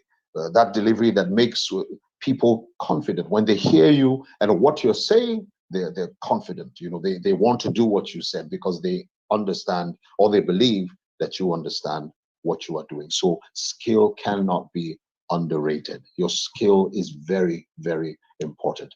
All right. Another one is invest. Make work easy for yourself. Invest in a microphone. Invest in a laptop. Get a setup, an audio interface. Invest in a studio if you must, but get a setup, a place where you can hone your skill, and a place where you can help your client, you know, get their jobs on time and in the proper format with the proper quality of audio file. Okay, so take time to invest, and if you can, also think of some of the legal things like a company or a business name, and some of those things also help the certain jobs that you're dealing with, and you know, they just kind of feel a little more comfortable if you show some level of professionalism where it's not just you and a private thing, but you have a company going, you have, it gives you some props, okay? And I think some jobs will come to you much easier. There are jobs that I have done where they have asked me specifically, give us your company name. We'd like to pay into your company account. All right. So that is also important. Now, moving on, of course, it is important to stay abreast with the trends in your industry. Now, these trends in our industry, the voiceover industry, as far as I'm concerned, is still quite young and just fledgling or just coming up. And the environment within which we find ourselves may not be the best environment to mature us as fast as we ought to mature. But it's important that you keep your ears to the ground, know what is going on around you, find out what's going on generally within the media industry and in the entertainment industry. Just keep your ears to the ground. Sometimes opportunities present themselves just by having enough information about what is going on in the industry. And then you can see an opportunity and quickly plug yourself into it. If some foreign company decides to do some sort of animation and they want African voices, you need to be at a place where that information gets to you, and then you can position yourself, if there are auditions or, if you need to contact someone to connect you, or you know what I'm talking about. All right. Also, relationships are very important. Relationships with the advertising agencies. Now, I think it's important, find out the various advertising agencies. Most big clients have, agencies that handle their media portfolios. And you want to find out these companies. You want to, let them know that you exist. Let them know you can be a supplier. You can be someone that can make their work easy for them. So go out there, find out. You can go to their offices. You can introduce yourself and introduce your services to them. This is important. And then there are also independent producers, people that have worked for a long time with agencies and some directly with clients also. These independent producers can also be a great help in what you're doing. Build relationships with them so that when work comes that they feel you can deliver on, they're not thinking about you fifth. They're thinking to themselves, oh, this is for that person. Then, sometimes even while they're talking with the client, and then it's like, okay, so we want to do this and we want to do that. And while they're talking, your name is right there. They're thinking about you. And that's because there's a relationship. You make calls from time to time, perhaps you even hang out from time to time, but take your time to build out relationships. That is extremely important. Now, I will kind of wrap up now in dealing with the issue of, I want to call it sort of vision. Set targets for yourself. Set targets for yourself. If you really want to be competitive, set targets for yourself. And every time you meet that target, it could be the number of jobs, it could be how much you charge for jobs, it could be what kind of products or services or companies, the kind of places you want to hear your voice. For instance, do you want to do just commercials? Do you want to do documentaries? Do you want to do all of them? Do you want to do audiobooks? Do you want to do e-learning stuff? All that needs to come into perspective and set targets for yourself. And every time you meet a target, give yourself a check mark and then set a higher target for yourself. Sometimes what hinders us is that we are just looking for what will fill our stomachs. Once we start to make enough money and we're sort of comfortable, you have a little car, you can pay your rent, it's all coming from voiceover, you feel that that's the end of the road. If you want to be successful in a competitive market, you need to think further than that. You need to think about competing on a much bigger stage, and that kind of constant vision and constantly pushing yourself will constantly keep you ahead of the competition. All right. So I think my time is just about up, and I hope the things that I've shared with you have encouraged you and helped you along your journey to becoming the very best voiceover artist that you could ever be. All right. All right. So thank you so much for your time. All right. Fantastic. Great to be here. My name is Ayodeji Adum, just like you've heard, and I hope that the next few minutes we spend together.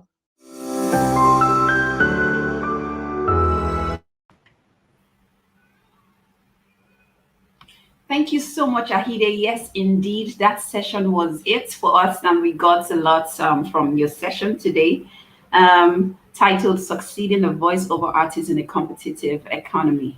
Yes, you mentioned attitude again, which is something that other speakers have been saying from yesterday until today. So I think it's one key lessons we'll take away from conference, from this voiceover conference 2.0. It says your attitude will help you shape your skill, and you need to practice, practice, practice. Invest in quality tools, set up a studio in your home if you can afford it, to hone your skill and also make business. Register a business name. I didn't think that was important, but you saying it now, I think it's something to consider if you're looking to start a career in voiceover artists. Get a bank account, stay abreast with trends, build relationship, and set targets for yourself. Yes, we don't set targets for ourselves because we think we're our own boss. Last year, I had a lot of targets. I needed to shoot various seasons for my talk show, and also did a podcast for 101 episode. I had a target. If I didn't have that target, I wouldn't have been able to do that. Thank you guys for staying in. So if you're just joining us, this is a voiceover conference 2.0, and we're talking about evolving opportunities in Africa. We're about to take this to the next level, which is the panel session. So I won't be moderating that session. So I'm going to be inviting the moderator for this session, and his name is Mr. Chiedu, Chiedu Boss Onabo. He is voiceover actor and creative director. Chiedu Norbert Onabo is a voiceover artist and graphic designer. He specializes in commercial, movie trailers, voice characterization, and narration. He has over a decade of experience in media broadcast industry, radio, television, and has worked with various media and corporate organizations creating brand awareness. He's also a member of the Voiceover Family Workshop and also co-founder of Omi Legends Media Limited. I hope I got that. And a media organization focused on creating spaces for African talent in filmmaking, podcasting, digital art, and animation. Now, I'm going to be reading our profile for those that will be on the panel. So first we have Bella Rose Okoje. Yes, is a media personality, actor, voice-over artist. Bella Rose Iyere Okoje is a mass communication graduate from the Redeemers University, a seasoned broadcaster and cheeriest of the pack. Yeah, Bella Rose is a morning show host on CD 105.1 FM, having started her broadcasting career as a associate producer with Africa Independent TV. She's an award-winning actor with a flair for creative brainstorming and a vast knowledge of the technology ecosystem. She juggles radio hosting and responsibility as a church worker, voice acting, emceeing events and talk show acting, and so forth. So we're glad to have you here, Belarus. So we also have Emeka Chukwuemeka Onuko. He actually spoke earlier on in today's session. And he's a casting and creative director, voiceover artist. Chukwuemeka Onuko is a prolific voiceover artist, casting director, casting creative director for CEO Films, Flames Media Works, FlamesMediaWork.com. And he's a founder for Nigeria Voice Bank, VOA Africa, Voiceover Conference.com, and myreadit.com. He has been privileged to do a lot of work in casting and creative director for Nigerian Voiceover Bank since 2012. We also have Ahide, who just spoke, also, and he's the biggest voiceover talent in Africa. Ahide is currently the CEO of Diesel International Limited. And so I'm about to hand over to Chiedu Onabo. Please make welcome Chiedu Onabo, ladies and gentlemen. Thank you very much.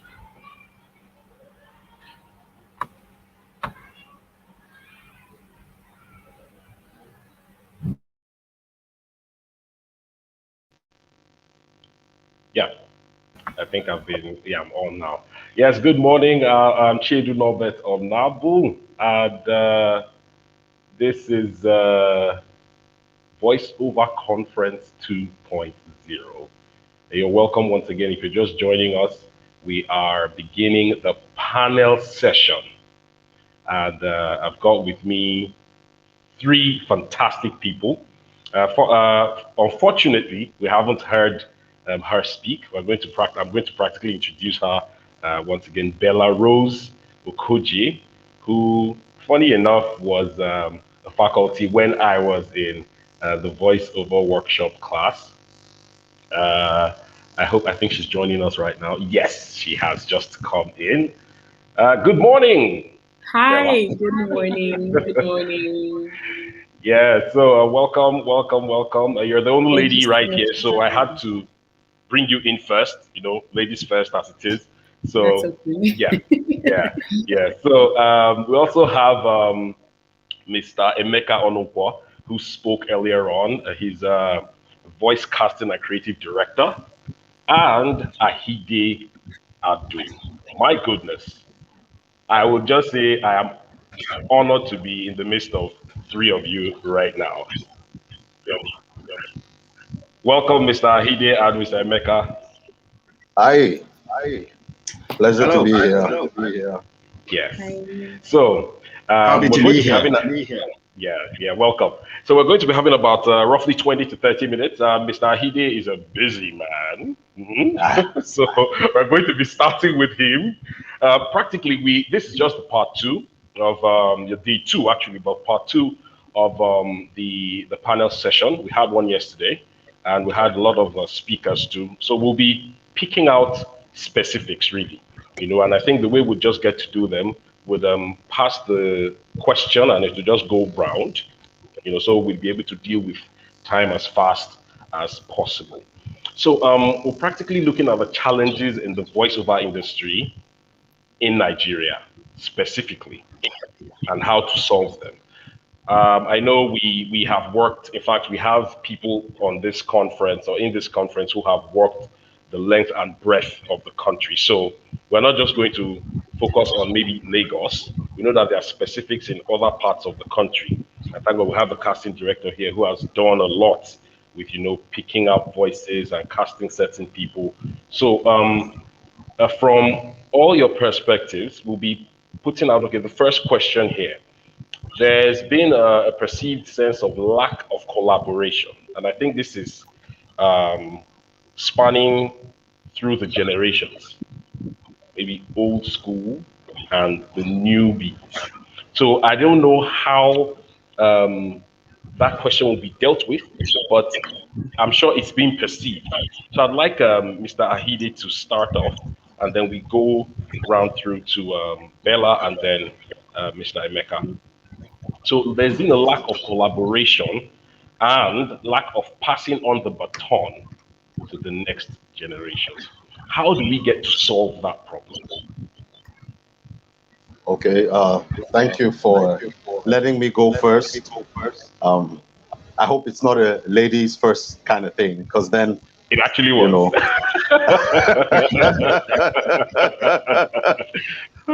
All right. Okay, so collaboration. I think it's, first of all, it goes down to why you're doing what you're doing in the first place, and the kind of vision you have for what you're doing. For a lot of us, it has been just a matter of bread and butter.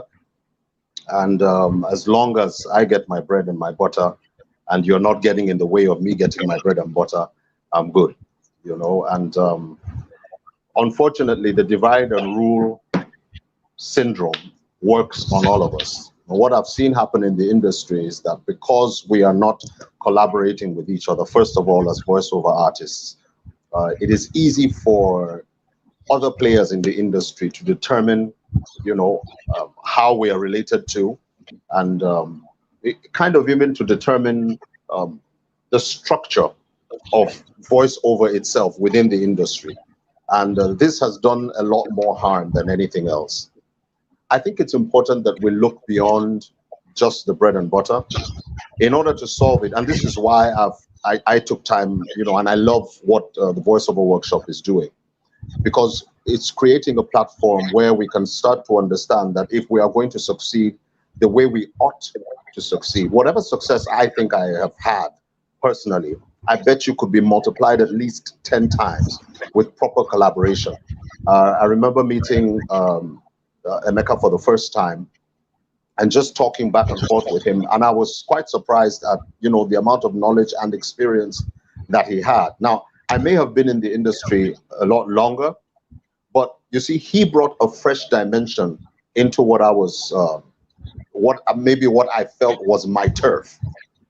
And with the interaction that we've had with each other, even the way Emeka works is a little different from what a lot of other producers and directors do. And I've been able to glean a lot from that, and grow from that. So maybe I'll just start by saying that I think it's important. The way we can solve it is to understand that together and when we view ourselves as an industry, we're far stronger than working at it individually. Okay. So we have to view ourselves as an industry. That's a very important one. Okay, so let's hear you, Bella. What's your take hi again, on everybody. this? Yes, hi again, everybody. It's so good to be here. Hi. And Hello. brilliant submissions so far when I joined. I think it's a very noble thing that Hide has done to admit that a lot of us are just bothered about our bread and butter, because nobody wants to take responsibility for every other person, so that definitely has been the approach so far. And it's great that we admit that that's been what we have been after for the longest time. However, I think that there are other ways with which we can collaborate, right?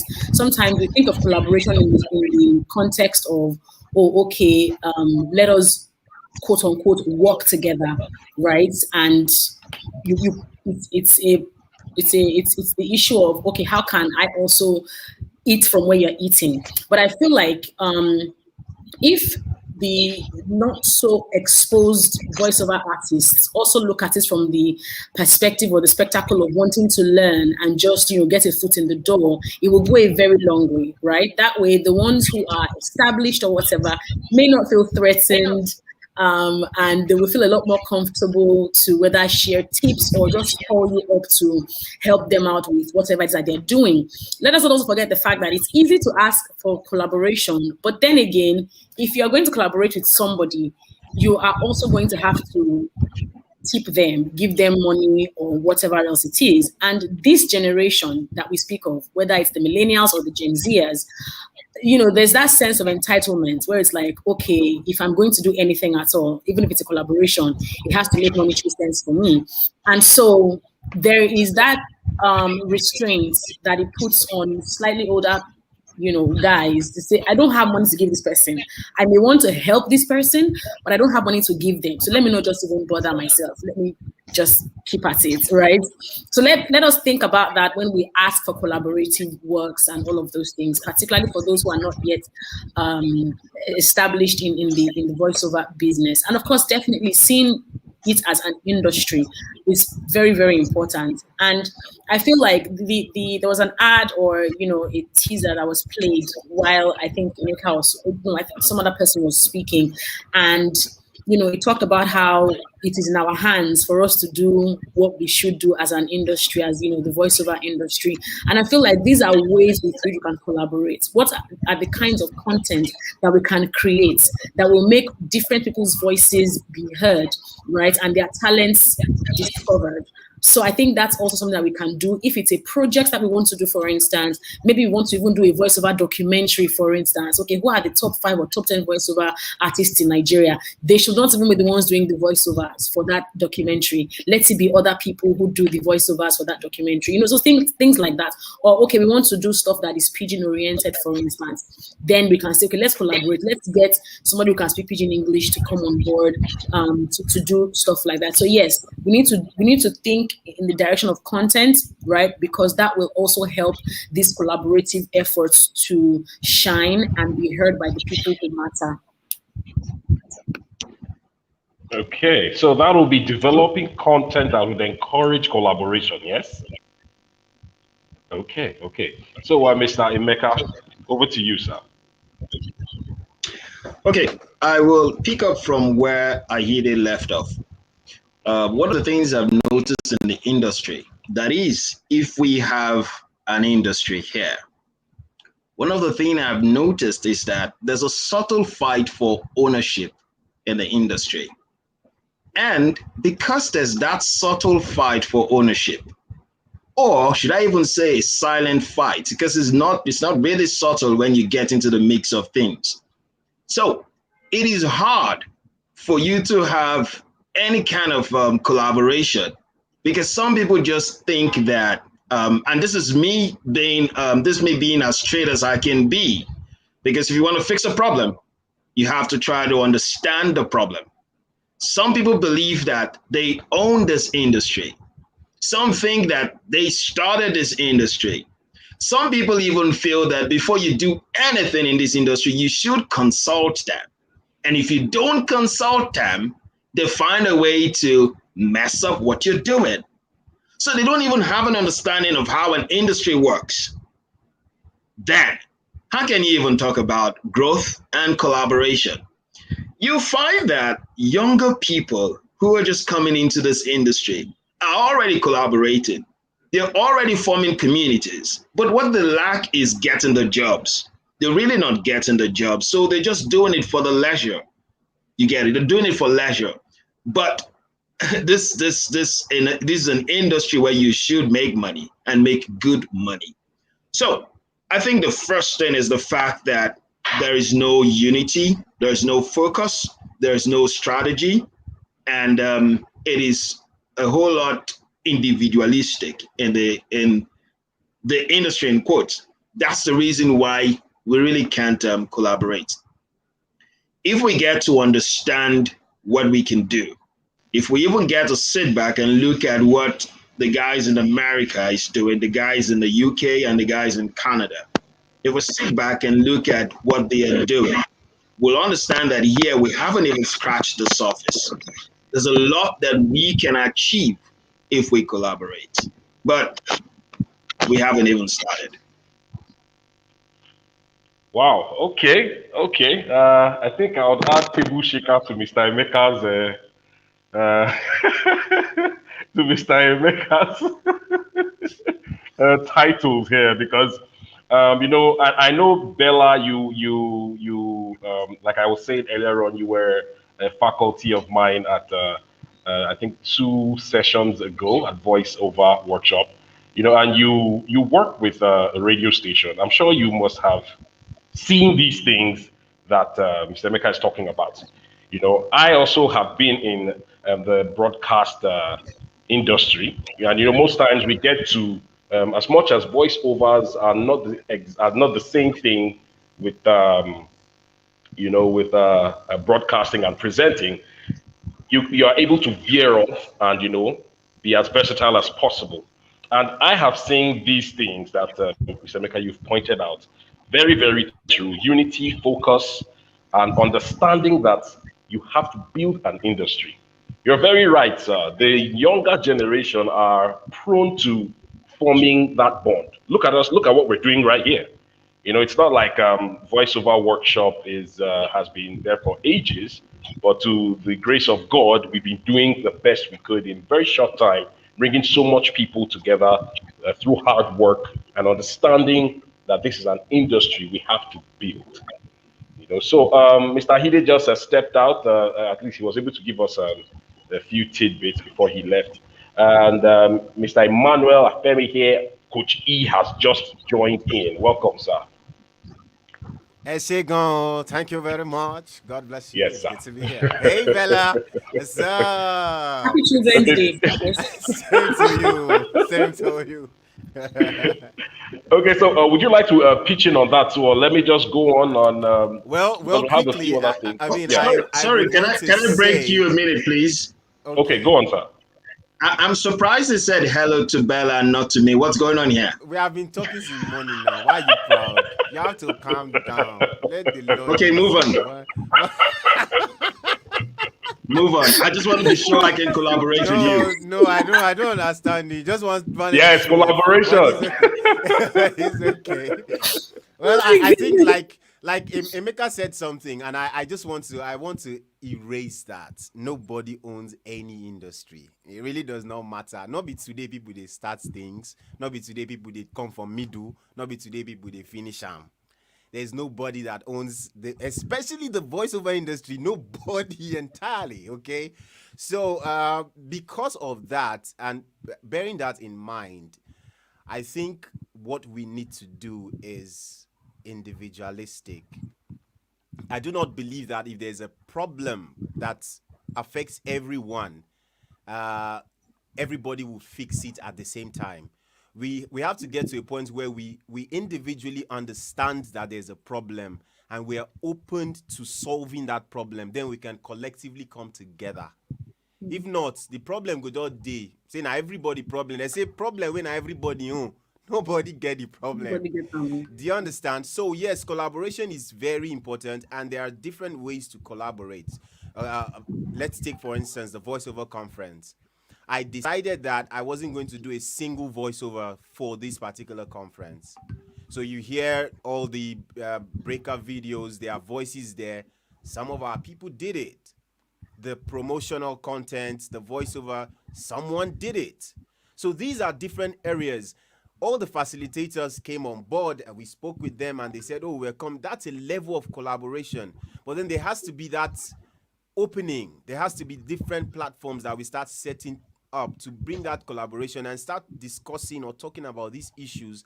And then we can now get to a point where for our mind, we don't strong reach. We're going to say, okay, let's make something, let's make an industry out of this thing. Because right now we are just faffing around, like a friend of mine would say. We're just trying, yes, individually we are successful, we're doing stuff, we're making things happen. But we have to know that it won't be strong if we're just doing things individually, because if Belarus doesn't do the work, they will call Emeka. So you realize that if Belarus is charging higher, Emeka is charging lower, Emeka will probably get the job. So the clients will say, oh, after all, there's no, if Belarus not do anything. But if there is a strong body or there's an industry, or there are certain rules that we must keep. When if Belarus says my charge is 200K per 60 seconds, and they call Emeka says my charge is 200K per 60, you realize that there's a level of value. But before then, we all are together. We're on the same page to making things work. Right now, we try, God the airports, which is why conversations like this, platforms like this, are very important. Very important. Very, very important. So that's true. Thank you very much, Kochi. So let's move on to some other things before we get to wrap up the session. Time is really fast spent. Job assessment and accessing African original content. I know Mr. Emeka would have a lot more to say on this, but let me start with Bella first. Job assessment. How do you get to assess jobs?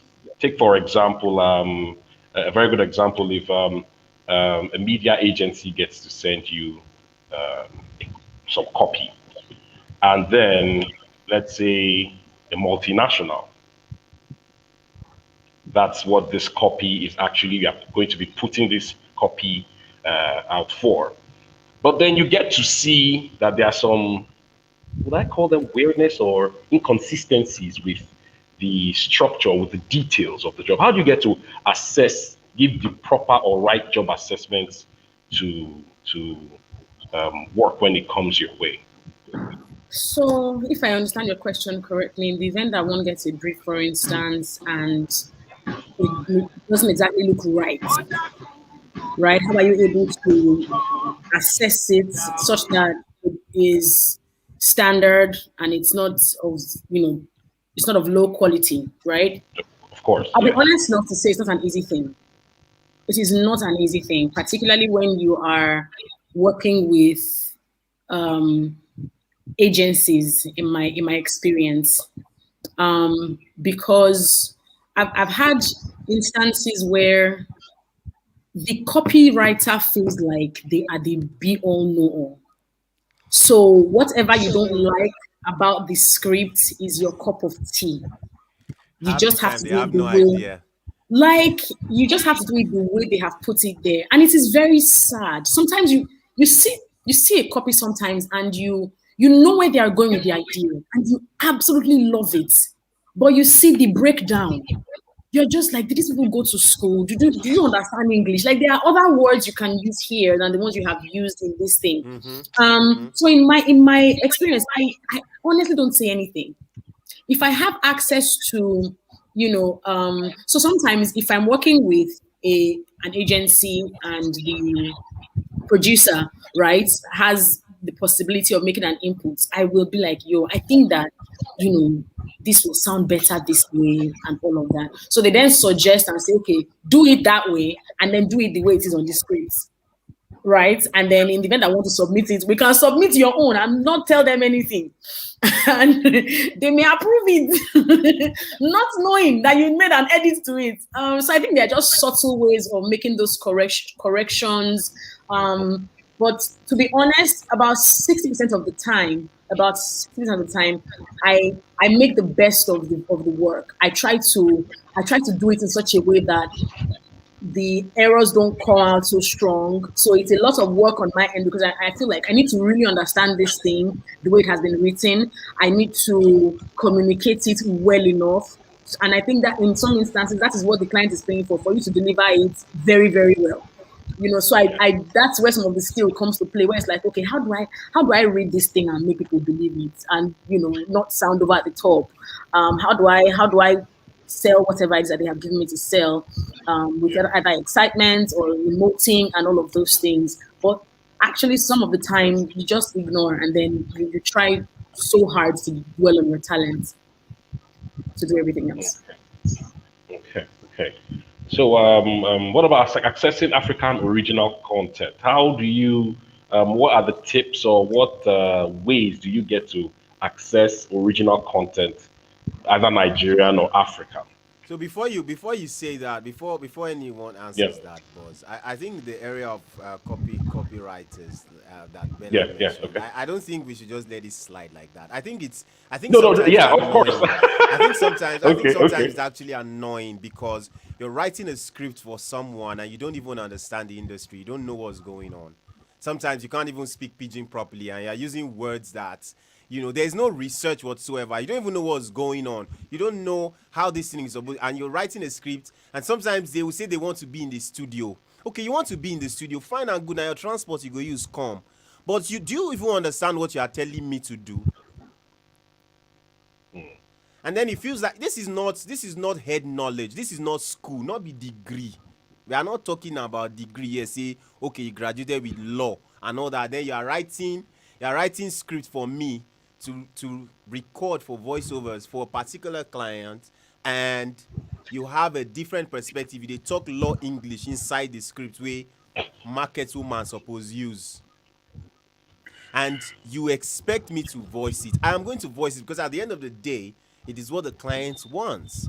But how long should we be doing that? I think even agencies and copywriters, they need to start understanding these things. You can't, because I don't believe that this conference is just for voiceover talents, okay? A copywriter may walk into this and listen. You need to start doing your research. This thing that you're writing about, how should this particular word sound? If it's a market woman, do you even know how a market woman behaves? A voiceover actor will possibly know how a market woman will react to this particular thing. Because one of the things we do is, we pay attention to behaviors and how people sound. Target audience, really Do you important. understand? If it's an agbero now, you probably know how the agbero will sound, the voice texture, and how they will behave. But will a copywriter know? Do they pay attention to things like that? So I think that's a whole different conversation, okay? Yeah. And I think it's important to note. Can I step in on this? Yes, please do. Okay. Interestingly, there are two sides to this. I'm happy that I'm not here as a voice talent, so I will not be biased about this. There's a process to scripting, and it's a very interesting process. I've had to do a job, And in fact, this was like 5 years ago, and it was a first for me. And when I saw the script, I noticed that something is wrong with the script. And I asked that it be changed. But do you know what I got to hear from that? The script had actually gone through NAFDAC approval. Do you know that NAFDAC approves scripts? Yes, I've had that. Yes. Now, if it's medical, NAFDAC will approve the script. And a script that have gone through NAFDAC approval, and you want to change it in the boot. How? How? So you have to, so sometimes you need to even understand some of these things, and then you feel for those guys also and have to give it the best. Now, there are times when it gets really messy. They're just not understanding it.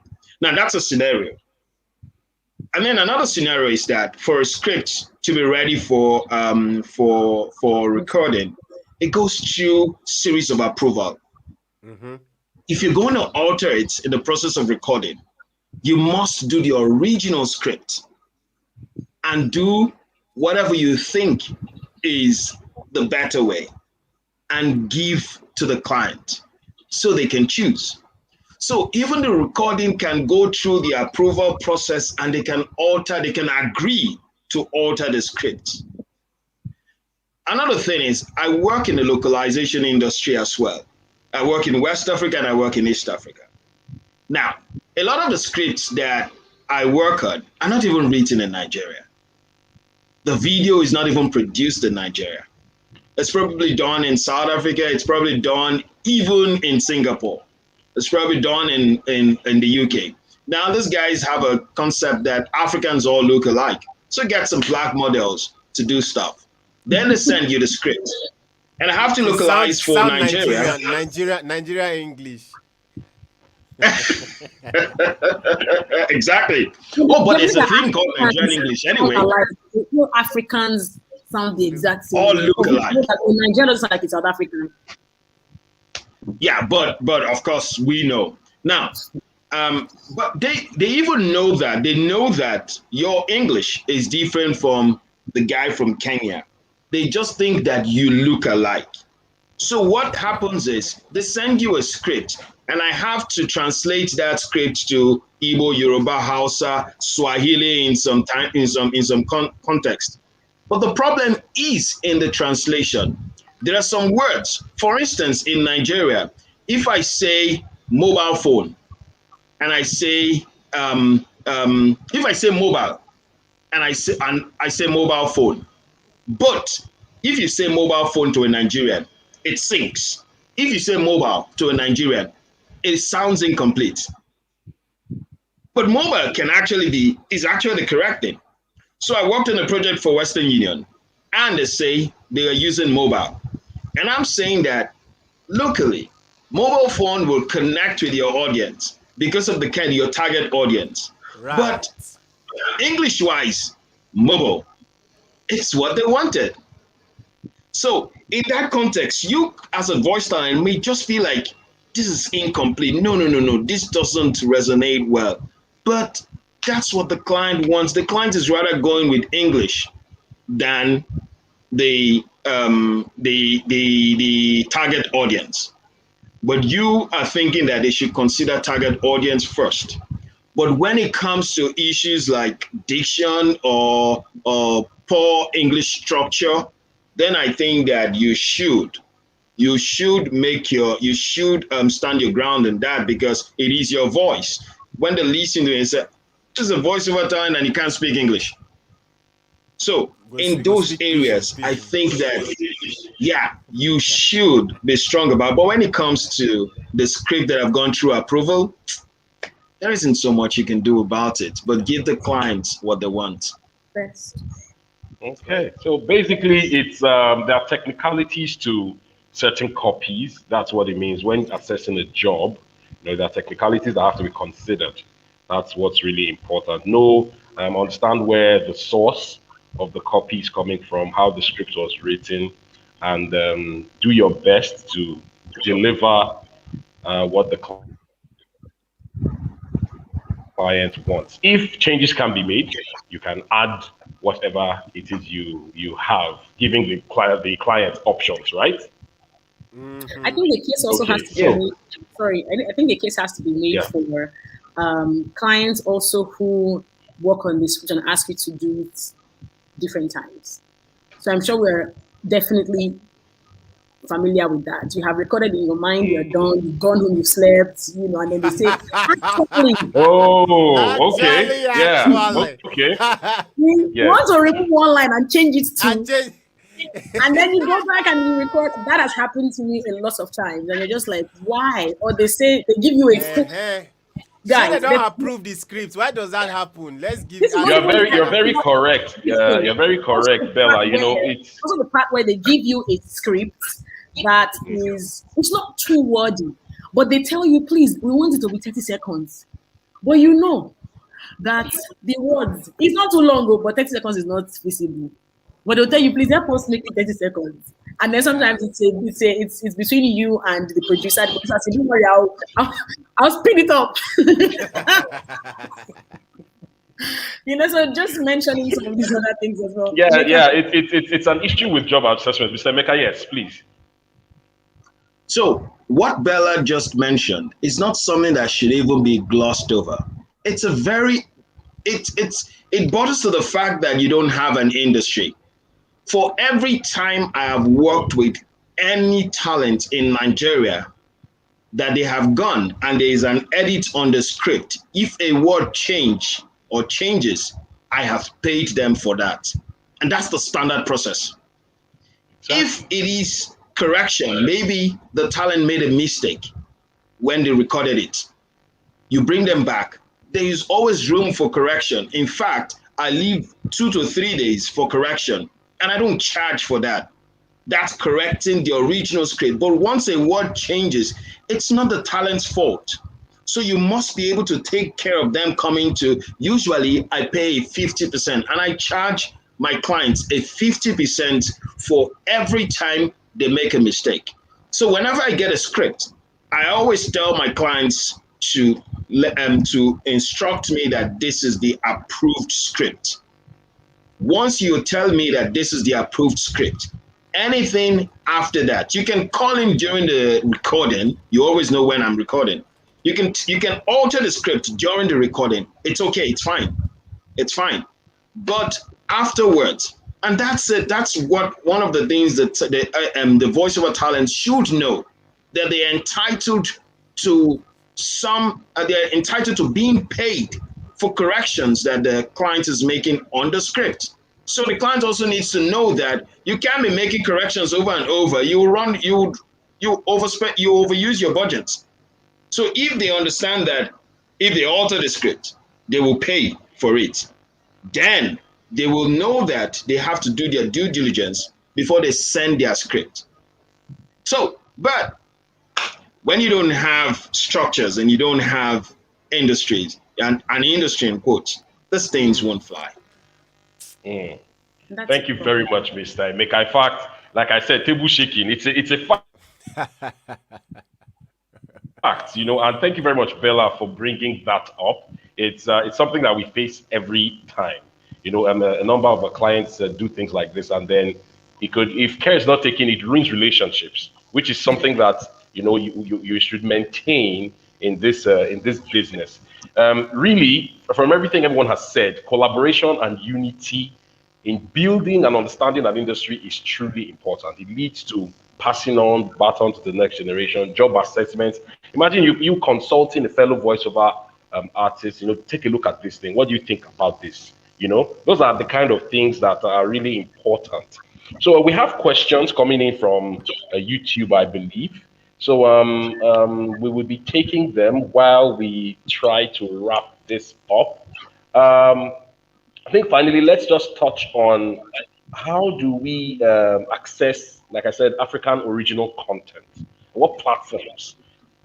Especially for those who have joined us on YouTube, on Facebook, watching this from wherever they are as voiceover actors. How do we get to access these things? I think you should go first while we look at this question. Do we have a place where we access Africa original content? I think that's even one of the areas that we need to feel, because for instance, if I want let's say I want a practice script for English, if I go online, I'll see it. But what if I want a practice script for Pidgin? Where will I see it?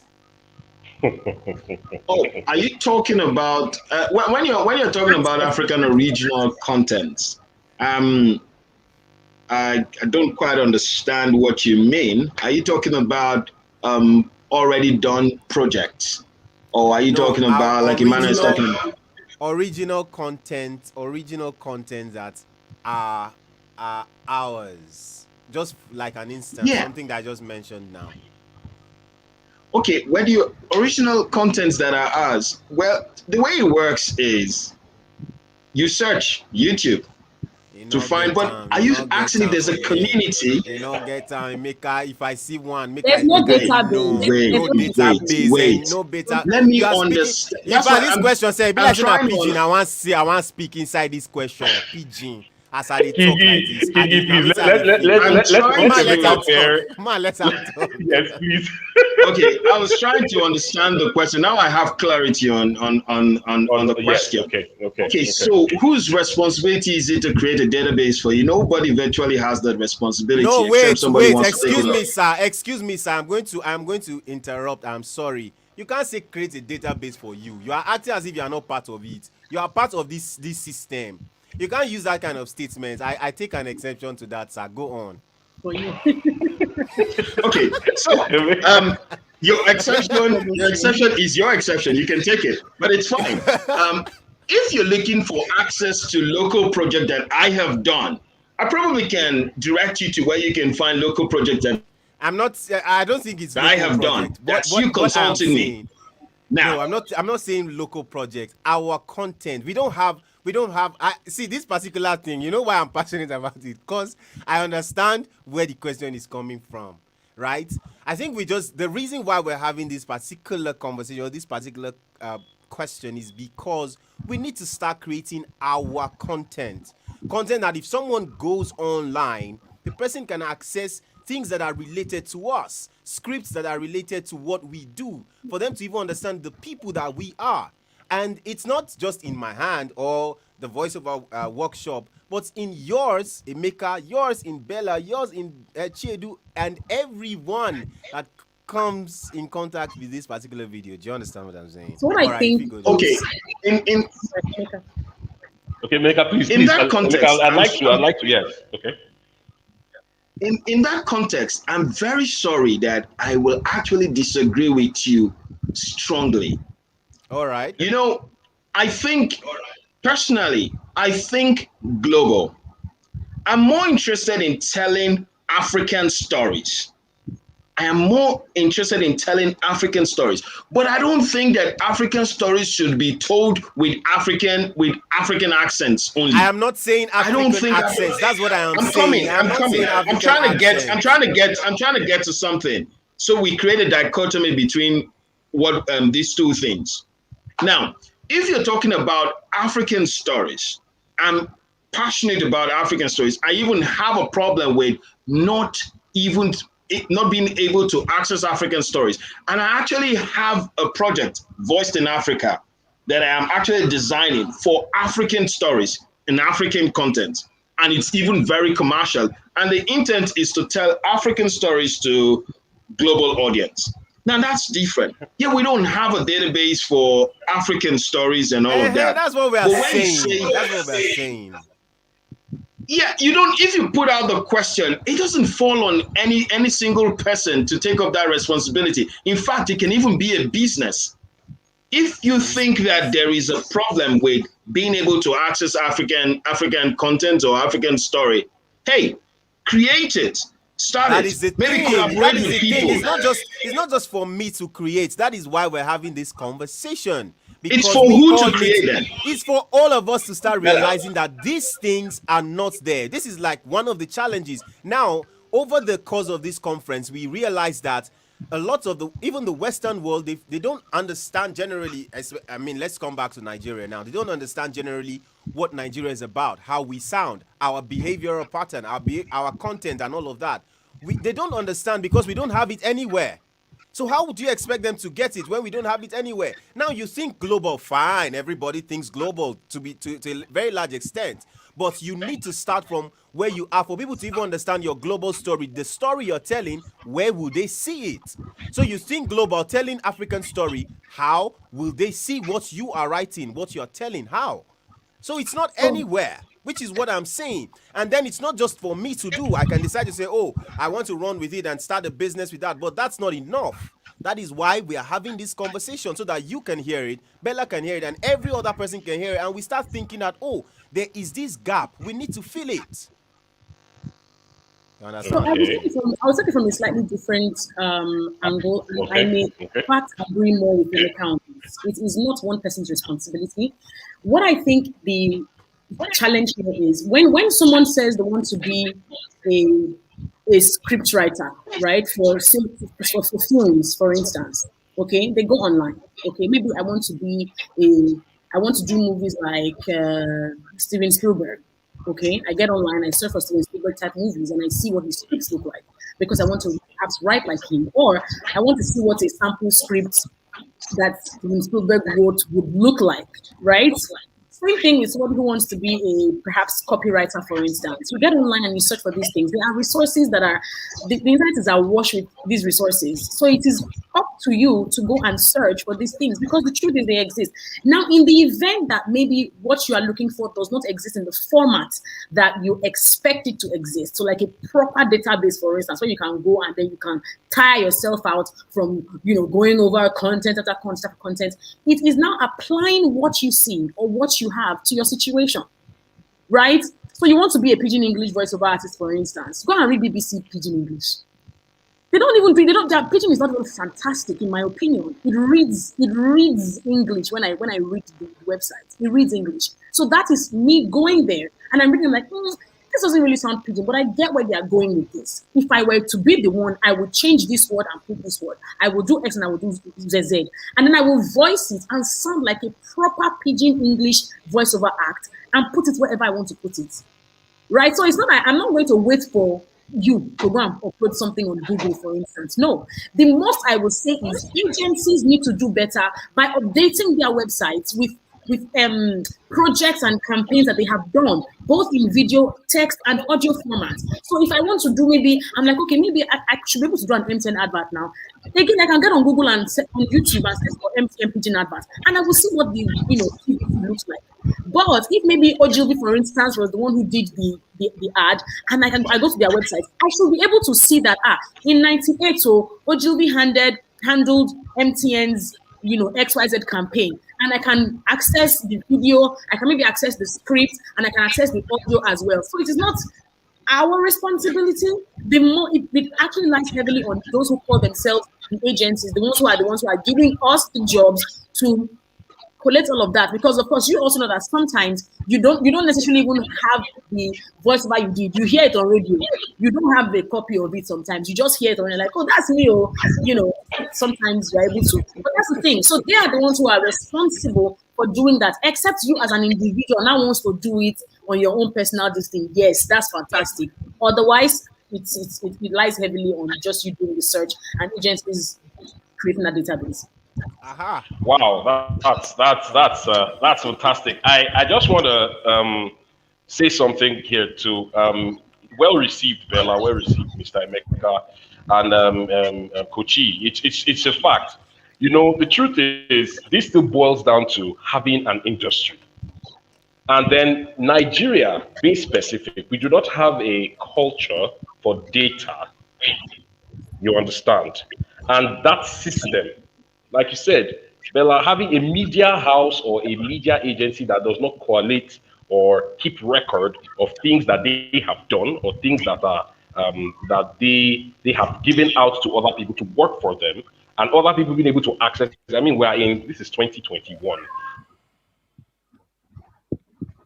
The internet is really there. Like you said, Emeka, nobody should just say that I'm taking the responsibility. But then There's something Seun Ajayi said yesterday, that we have been able to create larger individuals than bodies. So these days, people take it upon themselves to just do certain things. You look at yourself, say, okay, this is something that I think I should do. You go out and then you curate or you do whatever it is you can do on your own part. But the truth is, if we have a system and we have an industry, we will go farther, we will go faster, we will go bigger and better. So I think we have a few questions. Yes. Yes, from YouTube. I think we should just take one or two so that we can. One or two questions. Yes. Yes. Okay. So from Tolulope Holadi, they are talking about standardizing the industry. Do we all need to register with the voiceover associations in Nigeria? If yes, which should we register with and how?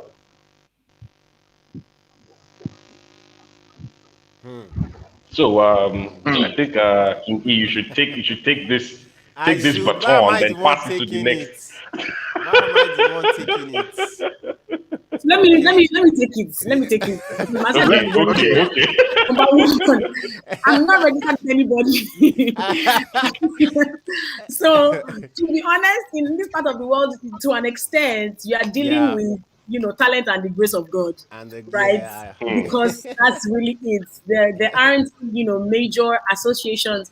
I have tried to sign up with one in the past, but it just was not standard. You know what I mean? What I would say is make friends with people, right, and be a part of stuff like this, and just put your ears to the ground, like I think Ahide mentioned. When you hear about some of these agencies or whatever, research them before you sign up, because you don't know what the T's and C's really are. So know that before you sign up with anybody. I'll say be careful with just signing up with any association just because. So that's what I would advise. Okay, let me comment. First, legally, there is an association for voiceover artists in Nigeria. There is Association of Voiceover Artists called AVOA. They are the legal body for, or should be the legal body for voice talents in Nigeria. But are they effective? A story for another day. Can they help you? A story for another day. Your research. Now, associations, they shouldn't even be, they aren't associations. I would rather say communities, join voiceover communities. But if you're looking at standardizing, maybe that should be the conversation for another day. Yes, we need to standardize the industry, but do we have a standardized industry right now? No. Do we have to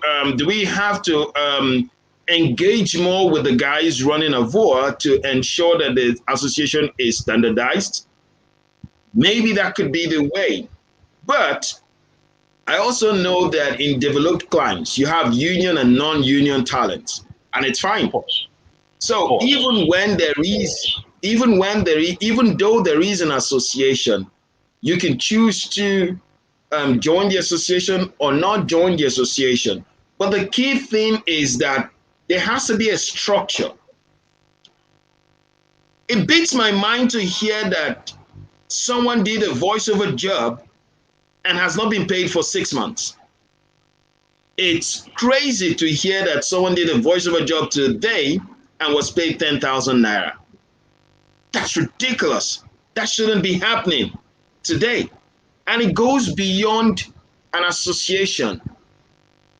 It now talks about having a standardized industry. So I think what we should know is, I think the key thing is everybody needs to learn how it should be done, how to do it better. Now, who drives that conversation becomes a problem. Usually, it should be the association that drives that conversation. I don't want to say some things that would now become politically incorrect. So I will stop here, because for everyone who is in this industry and have been active in this industry, they have opinions in this area, and the opinion may not be popular, just like mine is not popular. So what I think that what I think Tolulope needs to know is to understand the ethics, how it should be done. research how it's done in Canada, how it's done in the UK, how it's done in Nigeria, in Canada, vis-a-vis how it's done in Nigeria. Then you can see what you can accept and what you shouldn't accept, while we work towards having a standardized industry. Okay. That's what I can say for now, sir.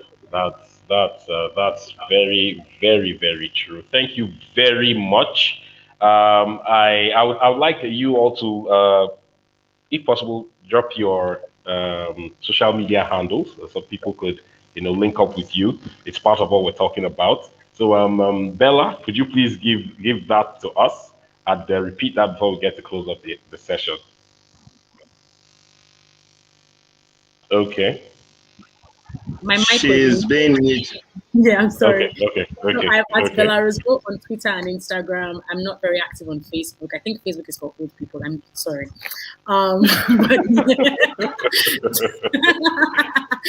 have a Facebook account. Oh my god, I update once in a while, but it gets boring. But yeah, Twitter and Instagram at Belarus Go. Thank you so much. Okay, Mr. Memeka. Okay, that's at Amy44. That's AEMIE 44 and AEMIE 12. Okay, so AEMIE 44 is for Instagram or They're both for Instagram. I'm not too. I'm learning my social media skills. Thanks to Emmanuel that has been pushing me to do more on social media. Maybe I'm part of the old folks with a young people. face. With a young face. but I'm so, a part of me is a bit conservative, so I don't really put out things. Doesn't make it correct. Doesn't make it the right way. But I just got to realize that about me lately. That even I don't even share the project I've been involved in. I don't even share things about myself. So me and Emmanuel have had that conversation a lot. So I've decided to try to start doing better now. So I'll share my love for VO, share my love for American football as well. All right, Yeah. so Amy 44. Okay, Amy 44, and for Ahide Adum, it's he's joining us in spirit. Let me put it that way, because he wasn't able to stay throughout the session. So it's AA Hide at AA Hide. That's AAHEEDAY at AAHEEDAY. So it's been a fantastic time. Thank you very much for those who have been with us from day one.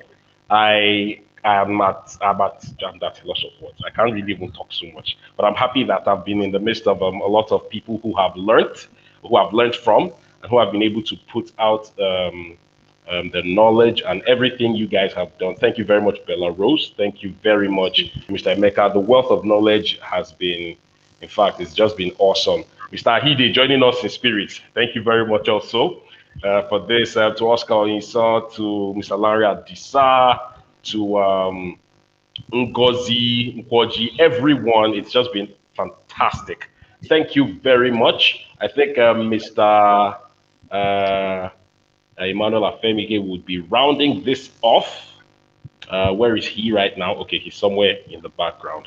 Thank you once again, everyone. Let's just remember that, yes, building an industry is really important. It's not immediate. It might not just happen instantly. It's something that we have to work at. And I believe we are taking the right steps towards doing that.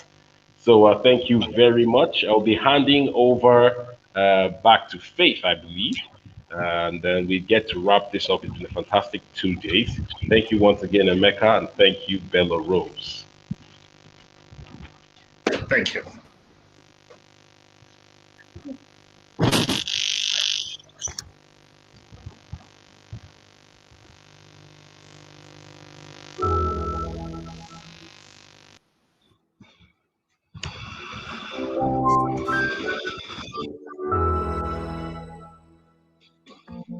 My people, Africa to the world, na correct matter. As we dey full ground so, as Niger or Africa dem, it don reach make we start to reason the matter of our voiceover industry well. Time don reach make we start to check our Sokoto for wetin we dey go look for Sokoto. Originality na better thing o. Our voiceover, our idea, our style, our content, our kind work, e suppose full internet too. How we go take run this matter na? Na all we hand e dey o. Story of a great big continent and that of its people. If you will show the beauty of Africa's diverse cultures and the viability of its groundbreaking ideas, then you wouldn't want to tell those stories without its sights and sounds. Without Africa's voices, its heartbeat will be in doubt. Come, learn to let loose your sound and make your voice heard at the second virtual edition of the Voiceover Conference. You will be guided by voiceover experts and agency leaders who will unveil secrets of voiceover that will help position you to take advantage of the evolving opportunities for voiceover in Africa. Date Friday 28th and Saturday 29th of May 2021. Time is 10 a.m. daily. This event is free, but to attend, registration is required. Please visit www.thevoiceoverconference.com. Powered by the Voiceover Workshop and Media. Thank you for getting aboard this flight, the Voice Over Conference 2.0. We will arrive at our final destination by 1 o'clock p.m. Your pilot at Voiceover Workshop is a capable hand and... Just relax and take your palm wine or a cool bottle pack of juice because you got nothing to worry about. Ingo? 9, 8, 7, 6, 5, 4, 3, 2, 1. Welcome to the Voiceover Conference 2.0, evolving opportunities for voiceover in Africa. Sit back, relax, and enjoy the ride. Hello. Sorry, I ran away for a bit. Some things came up, and I believe that you have learned a thing or two, or you have learned a couple of things. It's been an amazing journey. It's been an amazing 2 days, and I have learned a lot. I'm sure that you have as well. If you have not, or if you know someone that has not, you should tell them. They can still go watch it on our page via YouTube here as you're watching it, okay? Or Facebook or Instagram, all right? And try to follow us on all our social media platforms. And if you need to be trained, we have that ability or that capability. So just reach out to us. It's been an amazing 2 days. Thank you all for joining. Thank you so much because we couldn't have done this without you. And big shout out to the team, Team Val. You guys are the best. Amazing work. And to all those who volunteers and to our alumni, some of those who lended their voices towards this project. Thank you so much. You guys are amazing. Big shout out to Shutter House. Big shout out to PR Fusion. Big shout out to the Trillium Box Company. And of course, Nose Haven, we're doing this and we're doing it again. Next year will be better. Look out for it. Follow us so that you don't miss out on anything. My name is Emmanuel Macaulay Afemike. Feel free to reach out to me on Instagram or on Twitter at King E Afemike anytime. All right, big shout out to the MC of this event, Faith Afolabi. Thank you, you did an amazing job. We'll do so many other projects together as well after now. Thank you so much. I think I will just leave everyone. You have done so well with yourself. You have done so well coming to this conference, right? Or watching this conference. All right, go out there, succeed, do as much as you can, grow individually, grow as much as you can, and try as much as you also can to network with the people who matter within the industry that you're in. Thank you so much. Keep supporting your dream. Keep supporting the dreams of others. Keep doing as much as you can and also be intentional. Keep learning, keep growing. And remember, talk is cheap, but your voice can be expensive. From me and from the team at the Voiceover Workshop, we say thank you and God bless you. Bye-bye.